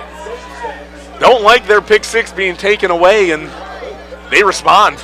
No, this is just something you love to see. I mean, this feels like a D1 college for NFL crowd, like really getting into it on that 3rd down. Berea Midpark probably lucky. Sean Legina, the guard, jumped on the play. The timeout was called before, but certainly this crowd playing an effect. And this is probably the loudest we've heard them all year. Really fired up, partially that called back pick 6 and the flag, and then Max Stevens getting fired up on the sideline definitely ignited this crowd. Not making it easy at all on Berea Midpark on their biggest offensive play of the day. You see head coach Max Stevens still upset, not enjoying the play call, still having his words as he backs up. He's controlling his sideline. Crowd goes loud again. Brendan, how many high school games have you been at that you can say the crowd's been a factor? Being from Buffalo, New York, none. Very few I could probably count on my hands that actually make a real impact. 4th and 7, Bowser back, middle of the field. This one's not coming back, picked off by Cleveland Heights. Big takeaway coming in from Antonio Williams. There you go, young man, the sophomore, with the pick in the playoffs. How about that for a momentum swing? You see Antonio Williams over the middle. Just reads that, strong arms it out of the hands of Chase Stackhouse. The Tigers crowd gets what they wanted. Another takeaway from this defense that's been swarming all night long. That time, Antonio Williams. 26-yard line. 21-yard line. Where Cleveland Heights going to start their offensive drive. 9 minutes, 8 seconds left in the 3rd quarter. And this game gets real interesting. Run to the outside. Brendan, you called for it. John Gordon Jr., that time a carry of 3 yards as they look to mix in the speedy back. That was a big possession for the Tigers coming off that takeaway. I mean, going up 3 scores here at this stage in the game in the 3rd quarter will be ever so important, especially coming off that big interception from Antonio Williams. We'll see if they can put together a consistent drive, methodical, make some plays, and at the very least run off some clock. Marquise Davis, right side, has a little bit of space, dragging the defender along with him. Strong carry up near the 1st down marker. Would have needed 7 yards to get it. And it looks like they're going to say good enough. Get those sticks a moving. 1st down carry from the star junior. There you go, Max Stevens. Despite the struggles with the run game after that first drive of the game, sticking with it. This is something we've seen all game long. Looks promising already on their first possession. 2 carries and already a 1st down. 31-yard line. Gordon, Lakes, and the 2 men in the backfield. Lakes pulling this one away, wants the middle of the field. He got wrapped up at the ankles after a very short gain. Coming in on the tackle that time, looks like Nicholas Wilson to shut it down. Official gain will be of 2, sets up 2nd and 8. John Gordon Jr., Keontae Turner going to get out of that one. Correction, Wilson, the guy making the tackle up top, looked like Mitchell Hausler, the guy to wrap up Lakes at the ankle. Josiah Jones. Lakes to throw. Far sideline, has a man. Completed, Jeffrey Ward. Another short gain, sets up third and manageable. Josiah Jones, you can see him calling for that ball, looked open. Had a defensive back dropping back into zone on him, but Jones just ran a fly route. Would have been open for a second. Did not get it. Sets up a third and manageable, though, on the completion for the Tigers. 4 yards to go. Lakes alone in the backfield. 3 receivers, bottom of the screen. Tight against the line. Hard count. Jumps made. Flag flies. Big call coming up. And it looks like it's going against the Titans. Dead ball, encroachment, defense, number 10. 5-yard penalty will result in a first down. Devin Zahersky, Cincinnati commit, is the one flag that time, and it's good enough. A first down, no play having to be run on the big third down. That's a big-time penalty. Moves the chains. Something Zahersky absolutely did not want to do. On a big third down, trying to get the ball back. Now gives the Tigers another first down. Lakes takes a snap. Play action, John Gordon Jr. taking the option himself. Quickly brought down again. Looked like Zahersky that time trying to make up for it. In on the tackle along with Handchuck after a gain of just 2. 2nd and 8, under 7 minutes to play in the third quarter. Cleveland Heights still holding on to a 14-0 lead. See the jump on the screen. That was indeed Zahersky. Bobbed his head across the line. More play action. Jet sweep coming across to the outside, finding a little bit of room. Perriman able to turn what looked to be a very negative play that could have went for a loss of 2 as he was almost wrapped up in the backfield. Turns it into a gain of 1 and brings up third down and 7 yards. Midpark defense just read that play. Perryman, like you said, looked like he was going to get swallowed up. The herd of defenders around, able to just lower his shoulder. Get back to the line of scrimmage. Tigers still moving with not a lot of sense of urgency at this stage in the game. They don't really have to. Taking their time getting this play and make sure they have the right formation, try and do everything they can to pick up this first down. Big third down, up 2 scores. Lakes looking, pressure comes, middle of the field, and Lakes just aired that one out and dropped it beyond the reach of his receiver, Perriman. And Lakes took a shot at the end of that play, as he's now up onto his feet, but definitely feeling the aftermath of that one. Yeah, Lakes did take a shot. You'll see here. Just quickly coming through and off that left side of your screen, top of the screen, right side for Lakes. Just 8-1. It was Jacob Sakula, linebacker, just bursting through, getting that first initial hit on Lakes. Intended for Perryman, downfield, overthrew him. Most importantly, though, Lakes is okay. Sakula, free lane up the middle. Missed blocking assignment by the running back there. McKay's punt away. A wobbly one, hits near the 25. Takes a quick skip out of bounds, and certainly seen things go worse as it goes out at the 15-yard line. Another punt inside the 20 for McKay, but a flag on the far side of the field. Far away from the play. Flag's in at nearly the 45. We have dead balls against each team. Dead ball, personal foul, and dead ball, personal foul. They will offset result of the play. So maybe a little bit of extracurricular things going on. Out of the reach of the play, our eyes downfield. Not sure you caught anything there, Brendan, but I certainly didn't. No, it looked like it was on the far side of the field, like you said, away from the punt, and ref doesn't go into specifics, just the personal fouls assessed to either team. They will offset, so it doesn't, in the end, move the ball, doesn't affect the play. But this game seems like it's getting more chippy, more emotional. We see response from this Heights sideline.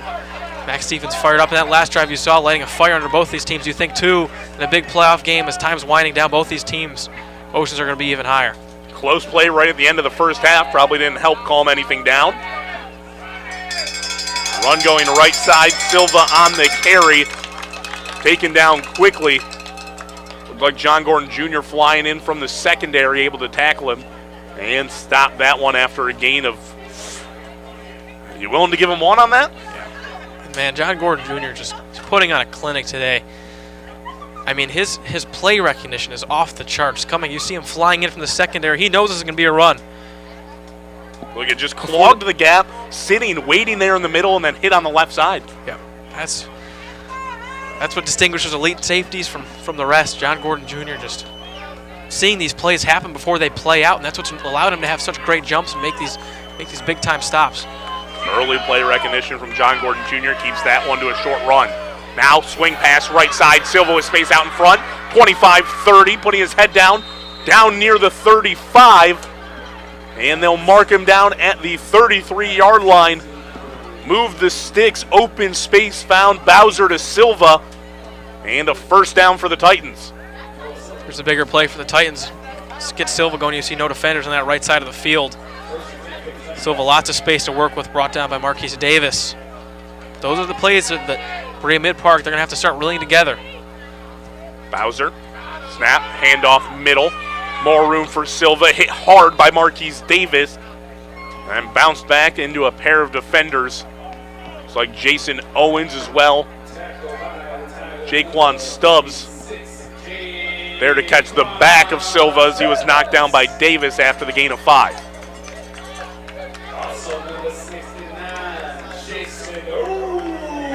Under 4 minutes to play. Score remains 14-0, as it's been that way since the first quarter, early on in that quarter. Bowser takes a snap, 2nd and 5, another handoff Silva. Silva chopping his feet, looking for any space, has none. Taken down near the line of scrimmage. Albert Green Jr., Mekhi Webb making their impact and stopping that play early. Another big third down coming up for Berea Midpark. Again, you see that Cleveland Heights front. They send 6. Mekhi Webb and Albert Green Jr. sent on the snap. Able to just beat that offensive line yet again and get to the running back, Noah Silva, before he can make a move. Defense on both sides been strong, especially the line. Man in motion, Clay, top of the screen. Bowser dropping back, picked off at the line. The big man coming away with it. Jaquan Stubbs, rumbling, bumbling, end zone! The big man for 6 off the tip pass. Tigers up 20-0 in the third. Look at him move. One cut, and that's all it takes. Jaquan Stubbs.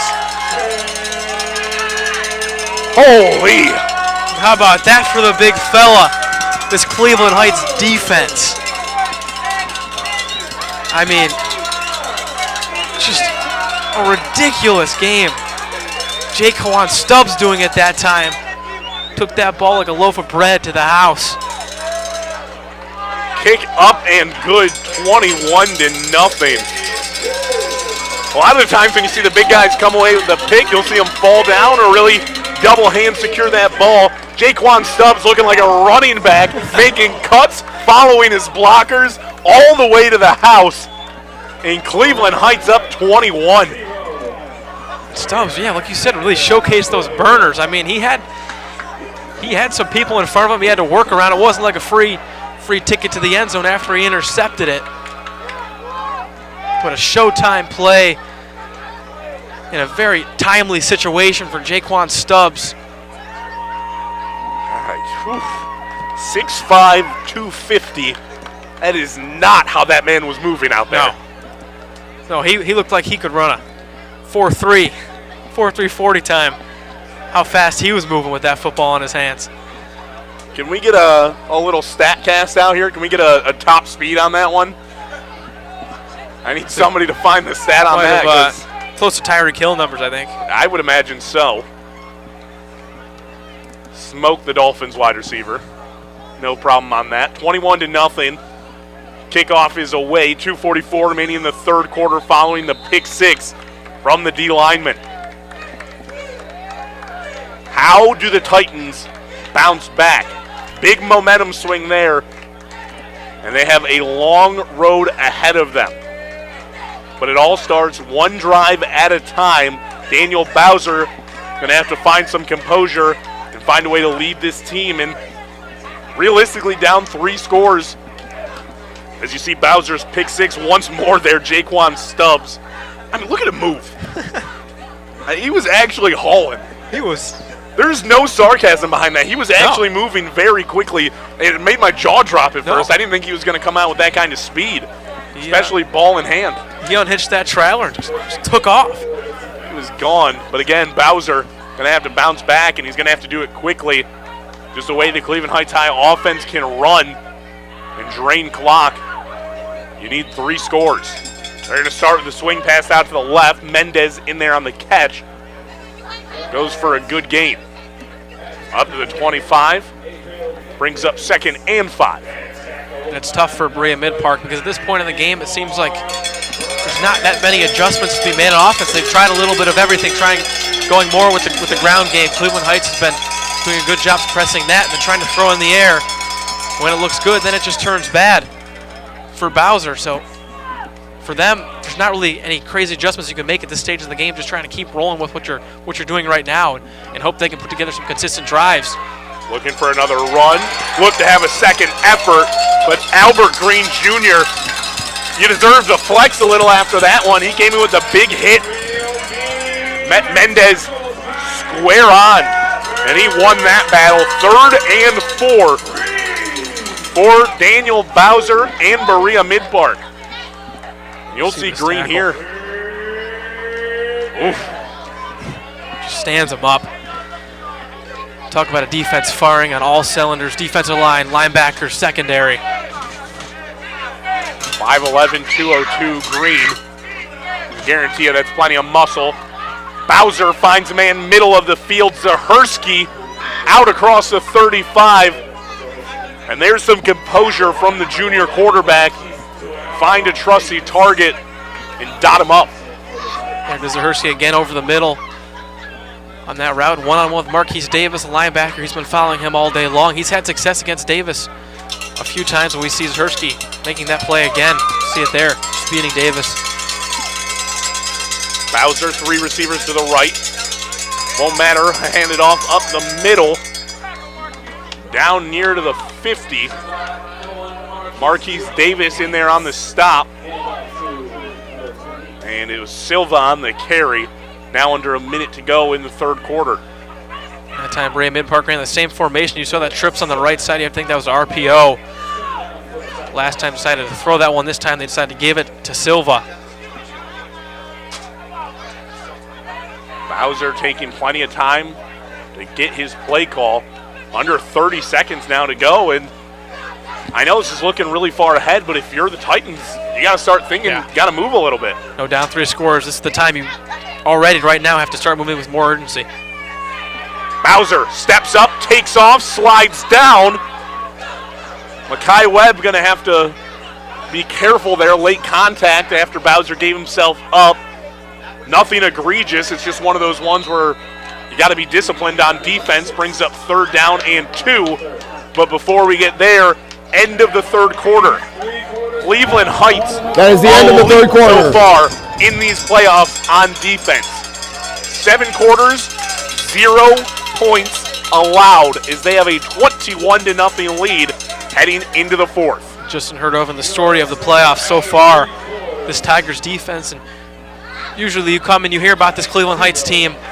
You think about that offense. You think about Marquise Davis, one of the best running backs in the country. You think about how high-powered they've been, putting up 40-some points a game or more. But in this playoffs, it's been the story of the defense. Obviously, the offense has been great as well.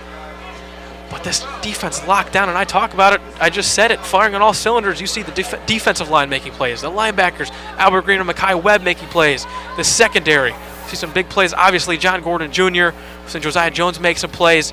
Everyone in that secondary, Henry Perryman, just a complete and without a doubt the most complete defensive effort so far this year from the Tigers tonight. And they look unstoppable so far. We'll see Berea Midpark down to the last 12 minutes of this game. They're going to have to start moving with some serious sense of urgency.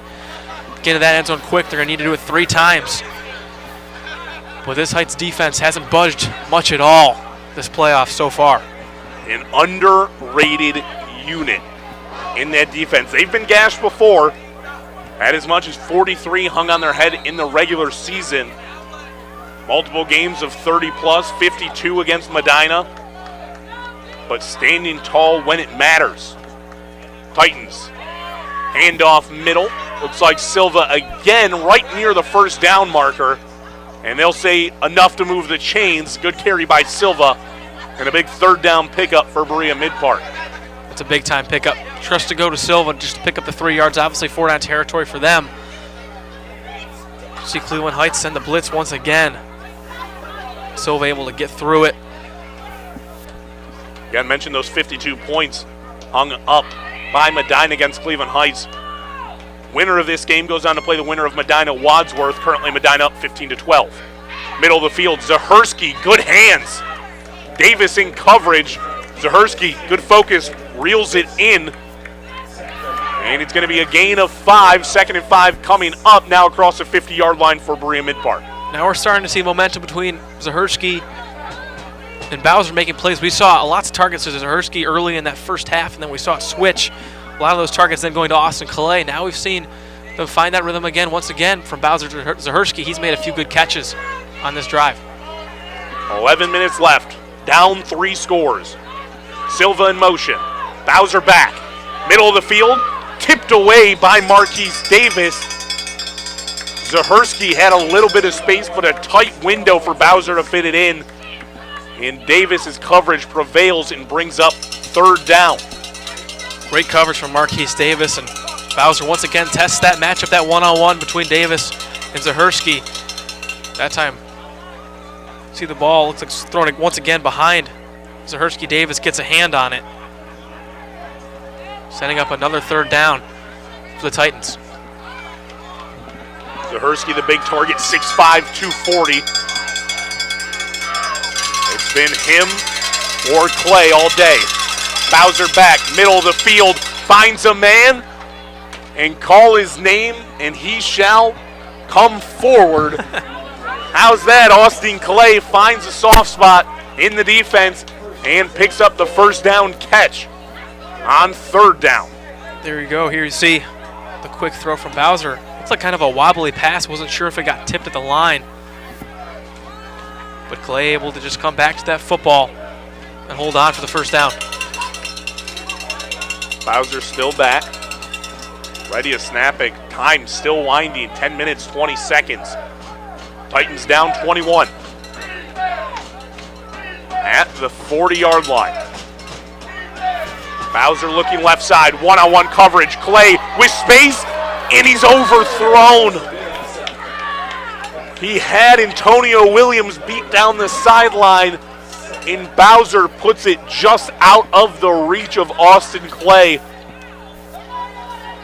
And a sigh of relief from the Cleveland Heights secondary. We'll see that one-on-one towards the bottom of the screen with Williams and Clay. That one just overthrown. John Gordon Jr. has usually been that safety net behind there.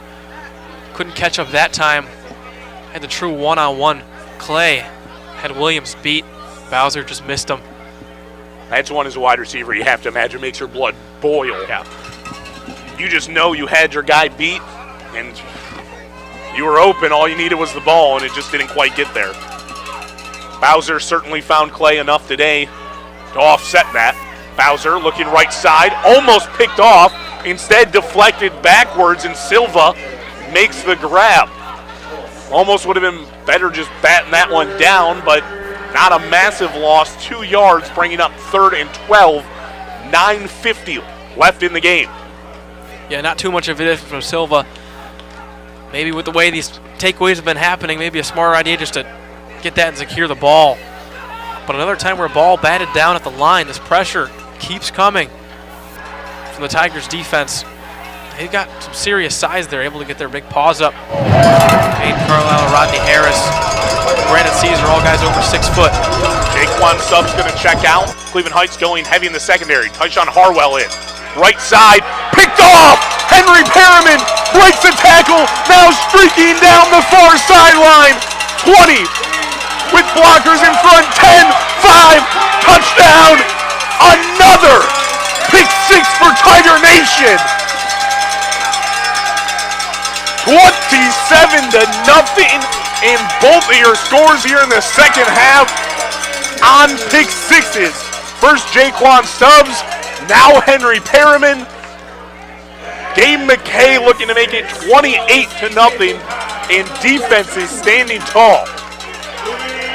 Defense wins championships, Jake, and this defense certainly doing it in the playoffs. Another score. That time you see Henry Perriman just jump the route and not look back. Hold is down, McKay's kick up and through. 28-0, Tigers on top of the Berea Midpark Titans.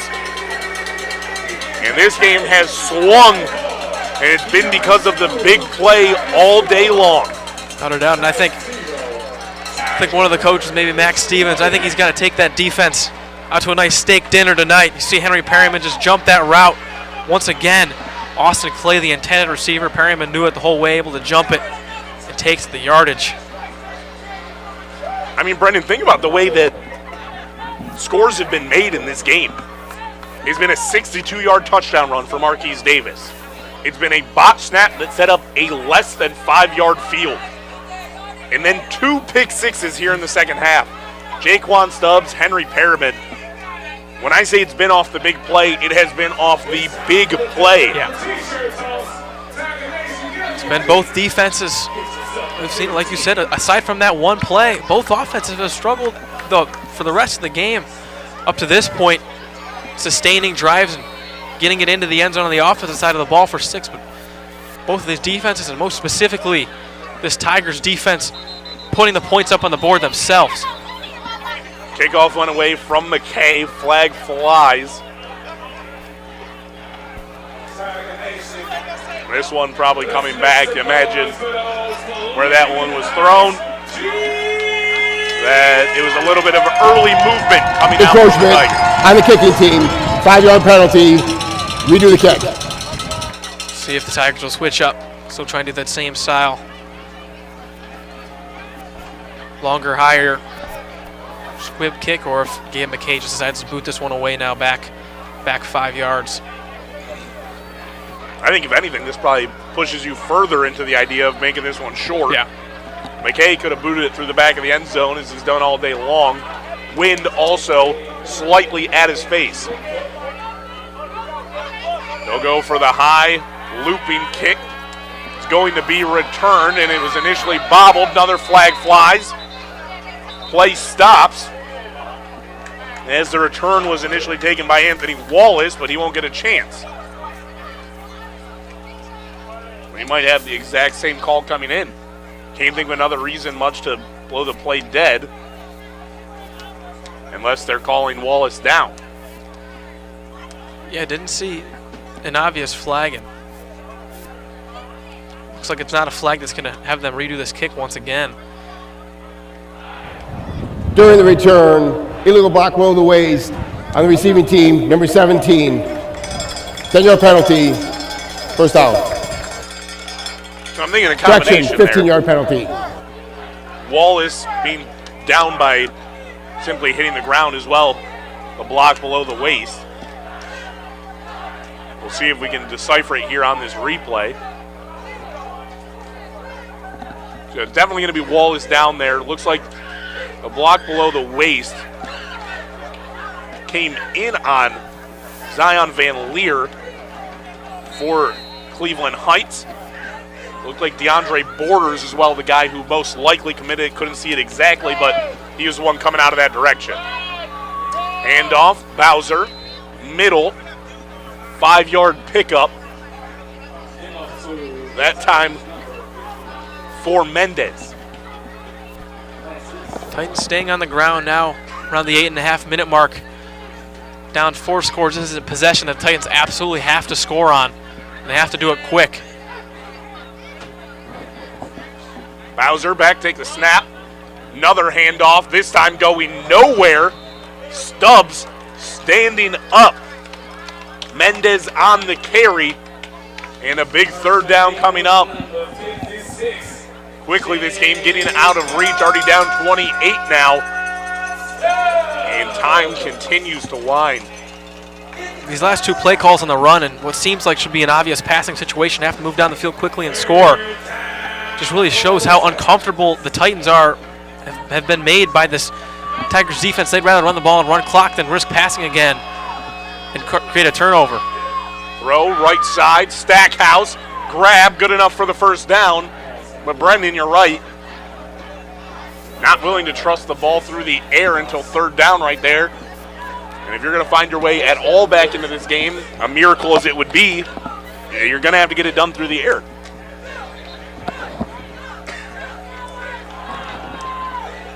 Bowser has 3 receivers, bottom of the field. Snap, it'll be another carry. Mendez up the middle.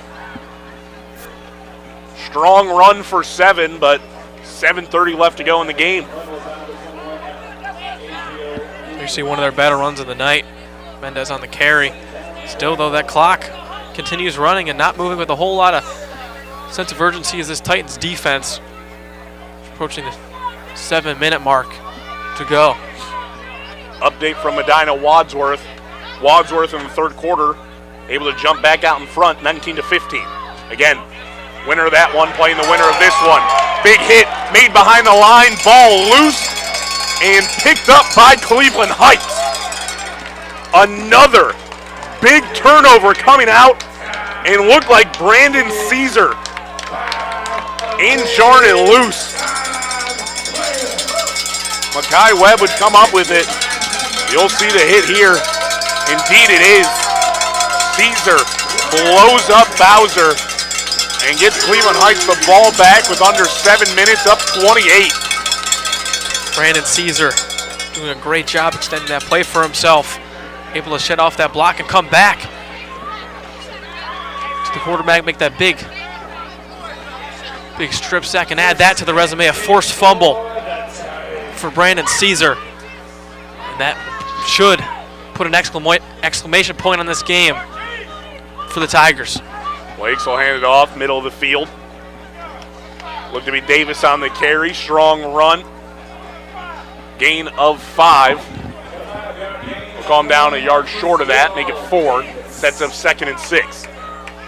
Already inside the 30-yard line following the turnover. And that's really what's plagued the Titans here today. Turnovers have not been kind on that side of the football. John Gordon Jr. looking for the outside, turning on the burners, 20-yard line, slipped the tackle, and near the 15 as he goes out of bounds. But a flag down in the backfield. And you got to think this one probably coming back. Yeah, we'll see who it's on. Maybe Tyshawn Harwell. Somewhere out along that outside. Holding, offense, number 17. 10-yard penalty from the previous spot, 2nd down. Indeed was Tyshawn Harwell on the outside. That'll back him up 10 yards. And instead of 2nd and 6, now you're looking at much longer. 2nd and 16 coming up. See it here, Harwell turns sideways. Good hand to that jersey. That one clear as day, official not going to miss it.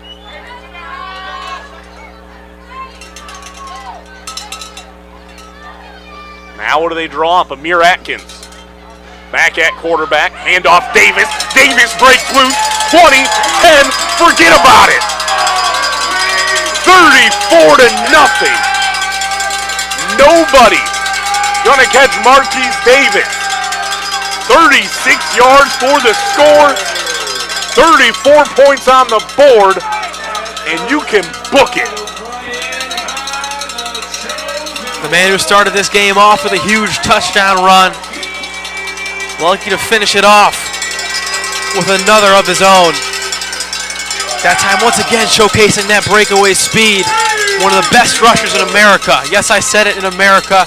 Recently voted by the Sports Illustrated Media Group as one of the top 20 running backs in the country this season. Big congrats to him on that, but once again, showing why he earned that. And Marquise Davis finds that hole, shows that blazing speed. And the Tigers, 35-0. Dave's extra point did that. You see Davis, I mean, once that hole opened up. Please set the game clock to 5:52. Set the game clock to 5:52. No matter what. 35-0. Cleveland Heights exploding. Here's the back half of this game. And opening this one wide open.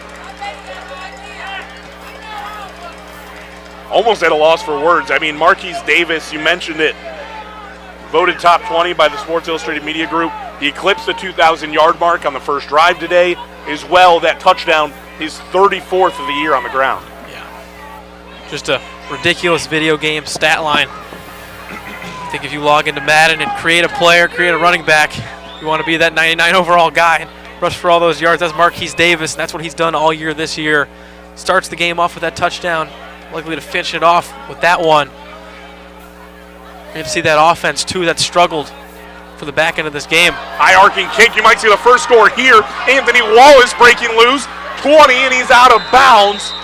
Trailing off to the side. The high arcing kick short on the field, and Wallace found an opening.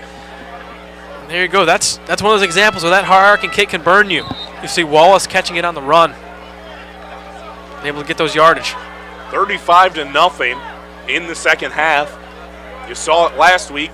That opens it up. Clock will continue to run. It's at 5:19 right now, stopped as the offense gets ready to take the field, but once they do, running clock is in unless they can get it under 30. You see Wallace there, big return.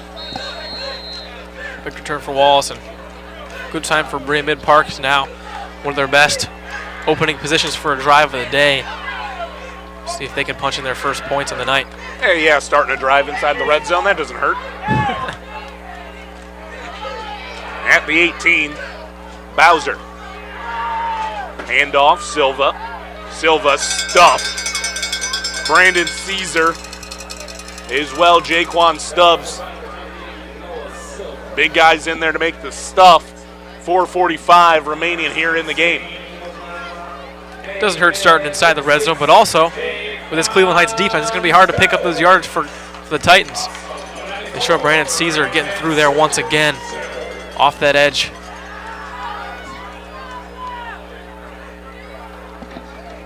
Bowser, play action, wants middle of the field, now scrambling right. You're running right into Rodney Harris, and he knows it. Throws it away to his own sideline. Third down coming up. Looking for an update in the Medina game. Fourth quarter officially underway. Wadsworth still with that 19-15 lead. And honestly, you start to think, props up to the Wadsworth defense. This Medina offense, nothing to joke with, been hauled to 15 points. Timeout, Berea Midpark. We saw that in the shootout earlier this year. Probably one of the, see this last play, Bowser just has to throw it away, but thinking about that Medina team, probably one of the most marquee games of this year, that shootout here at Crawford Field. We saw from Medina side of the ball, Danny Stoddard had his way throwing the football. One of the better quarterbacks throwing wise, one of the better passing offenses. Credit that Wadsworth defense for shutting them down. Now that one's still very much a battle as well. Looking at other games happening in Region 1. You're going to see St. Edward most likely advance up 35-0 over Glen Oak. That would bring them to the matchup of the winner of McKinley and St. Ignatius. McKinley up in the third quarter, but St. Ignatius just drew closer, 21-17. All those games to keep eyes on. Mentioned the Wadsworth defense as well. Medina last week in round 1 put up 70. as they took down John Marshall. Silva in motion, Bowser, free rusher in his face, looking for Clay middle of the field. That time just had to drop back and get rid of it. Brandon Caesar went unblocked. Yeah, you could see Bowser kind of putting his hands up after the play like, how'd you let their best edge rusher just come free? See Brandon Caesar unblocked that right tackle. Just blew by him. That is one of those guys where you can't really afford to let him get free. He'll make you pay. He does. Look at there. That was just miscommunication on the right side of that line. He went free and away. Right tackle collapsed inside. Caesar said, free shot at the quarterback? Yeah. All right.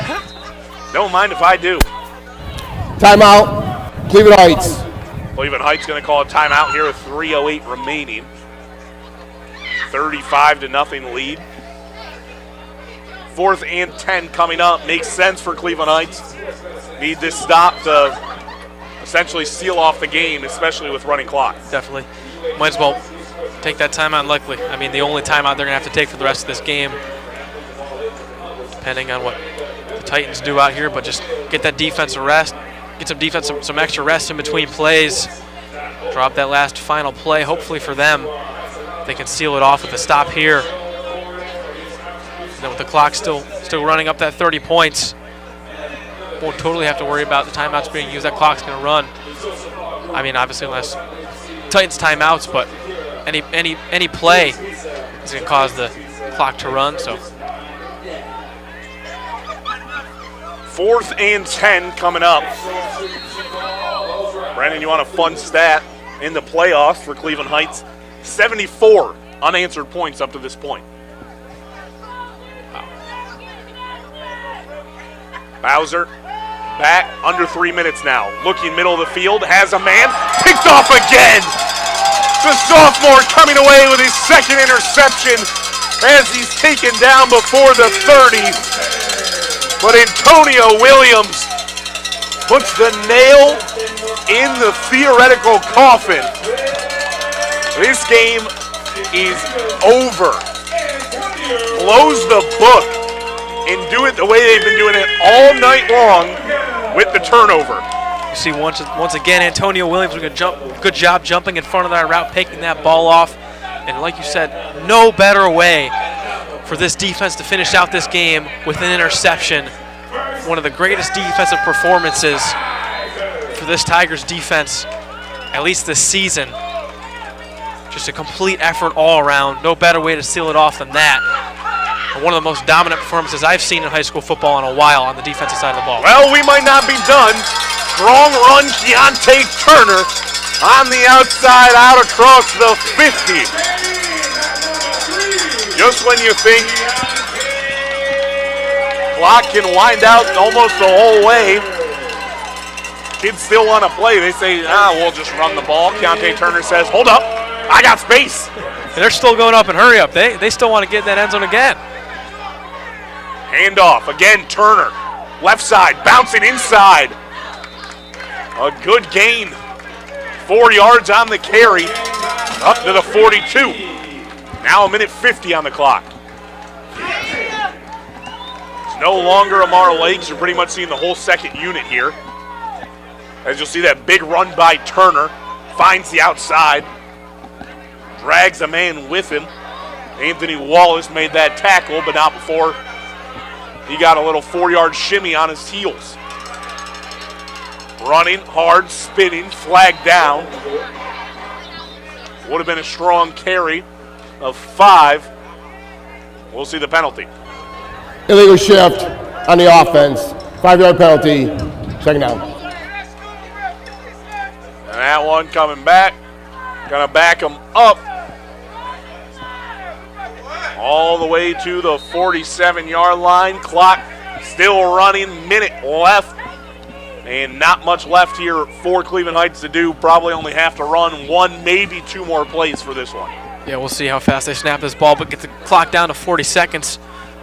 Snap the ball, and that'll be it. Hand off, right side, Turner. Nowhere real to go, 1-yard carry. Clock at 37, that might have been it.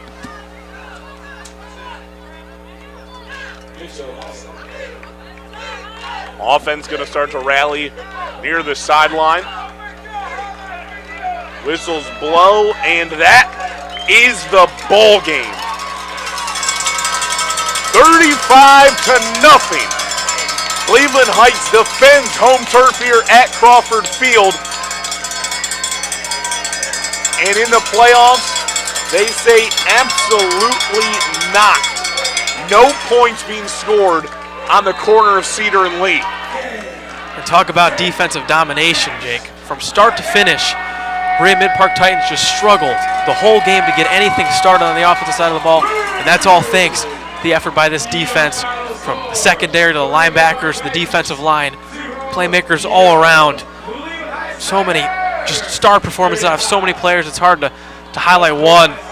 For one, though, John Gordon Jr., I know that's my player of the game on this defense from the very first half. Those interceptions, just shadowing at safety, ball hawking all around. I mean, it's so hard for Bowser to do anything, to make any reads, make any pass plays, because every time he did it, Gordon Jr. was there. No doubt. You're going to make me pick an MVP. I just like to see the big man run. I mean, come on. Big men got to support big men. Jaquan Stubbs running away with a pick six. I've never seen anything quite like that. And that kid was hustling. He was moving all the way, but really a full defensive effort coming out from the Tigers. You can point to anybody on this team, and they had a standout day. Look at the sophomore, Antonio Williams, 2 interceptions.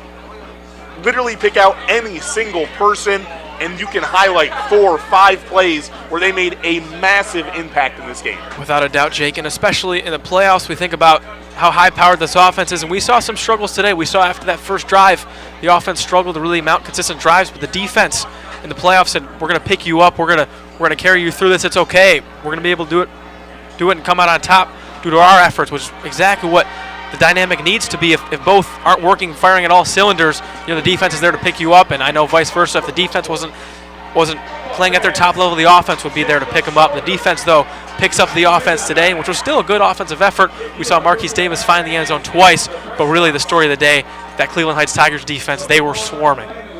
No doubt about it, and still more football to play. It's not going to be here at Crawford Field. Neutral site games coming up. I mean, I'll come with you live. I'll check the score of Medina and Wadsworth. They were in the fourth quarter. Medina back on top, 22-19.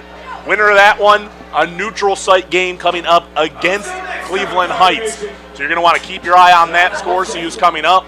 Medina, a game that Cleveland Heights has already played up against. Last time it was 62-52, an absolute shootout. So definitely one you're going to want to keep your eyes on. That game won't be broadcasted here on the CHUH Schools YouTube channel. We're done for the season. It's been a great run for you, me and you, Brendan. If you want to see where that game's going to be broadcasted, where you can go and watch that game, either in person or online, you're going to go to Go Heights Tigers on Twitter. They're going to have everything for you as soon as they have the information. But Brendan, a great season. Yeah, without a doubt, in a season we saw lots and lots of ups from the Tigers on both sides of the ball. Just tremendous students, tremendous athletes. Big thanks to Joe D'Amato allowing us to have this opportunity. Now it's something we look forward to every week, getting to these Friday Night Lights games. Just something about this atmosphere, this high school atmosphere, especially here at Cleveland Heights High School. It's like no other. This team, like no other around. It's been a pleasure all year to broadcast for really no better school. Absolutely couldn't agree any more than with every word you have said. A big shout out to everybody who makes this possible. Big shout out to our camera people, Brian, Nyla, Dave. Without them, none of this operates. We're simply the voices up here. They're the ones making it all work behind the screen. So just a big, big shout out to everybody up there making it all happen. Going to give a big shout out. Currently, you still see me and Brendan, but might be able to get a shot of the big people making it work behind the scenes. There we go. There's one man right there. That's Brian up there operating our cameras. A big thanks to him as well. Nyla and Dave all the way up top getting things done right there. The people getting it all done. But for the final time this season, Brendan, a great game that we just saw in front of us. Tigers keep moving on in the playoffs after a 35-0 victory over the Berea Midpark Titans. I'm Jake Volnick alongside Brendan Kantz, wishing you a great rest of your weekend, and stay tuned with these Tigers. Again, Go Heights Tigers on Twitter to see where the next game's going to be and who's it's going to be against. I know you and I certainly going to have our eyes on that one. Oh, for sure, Jake, and it's bittersweet here logging off for the last time this season from Crawford Field, but more importantly, this Cleveland Heights High School Tigers football season far from over. So we know without a doubt whoever they play next week, it's going to be a great matchup. Definitely, like Jake said, stay tuned for that one. It's been a pleasure all season. Most importantly, these Tigers still alive, and very much so. We thank everybody, but of course, thank most the people who tune in and support this Tigers team. You're the one who makes the wheels turn as well. So, final score, final time, 35-0, Tigers over Titans. Jake Volnick, Brennan Kantz, wishing you a great rest of your weekend. Be safe and enjoy the rest of the playoffs.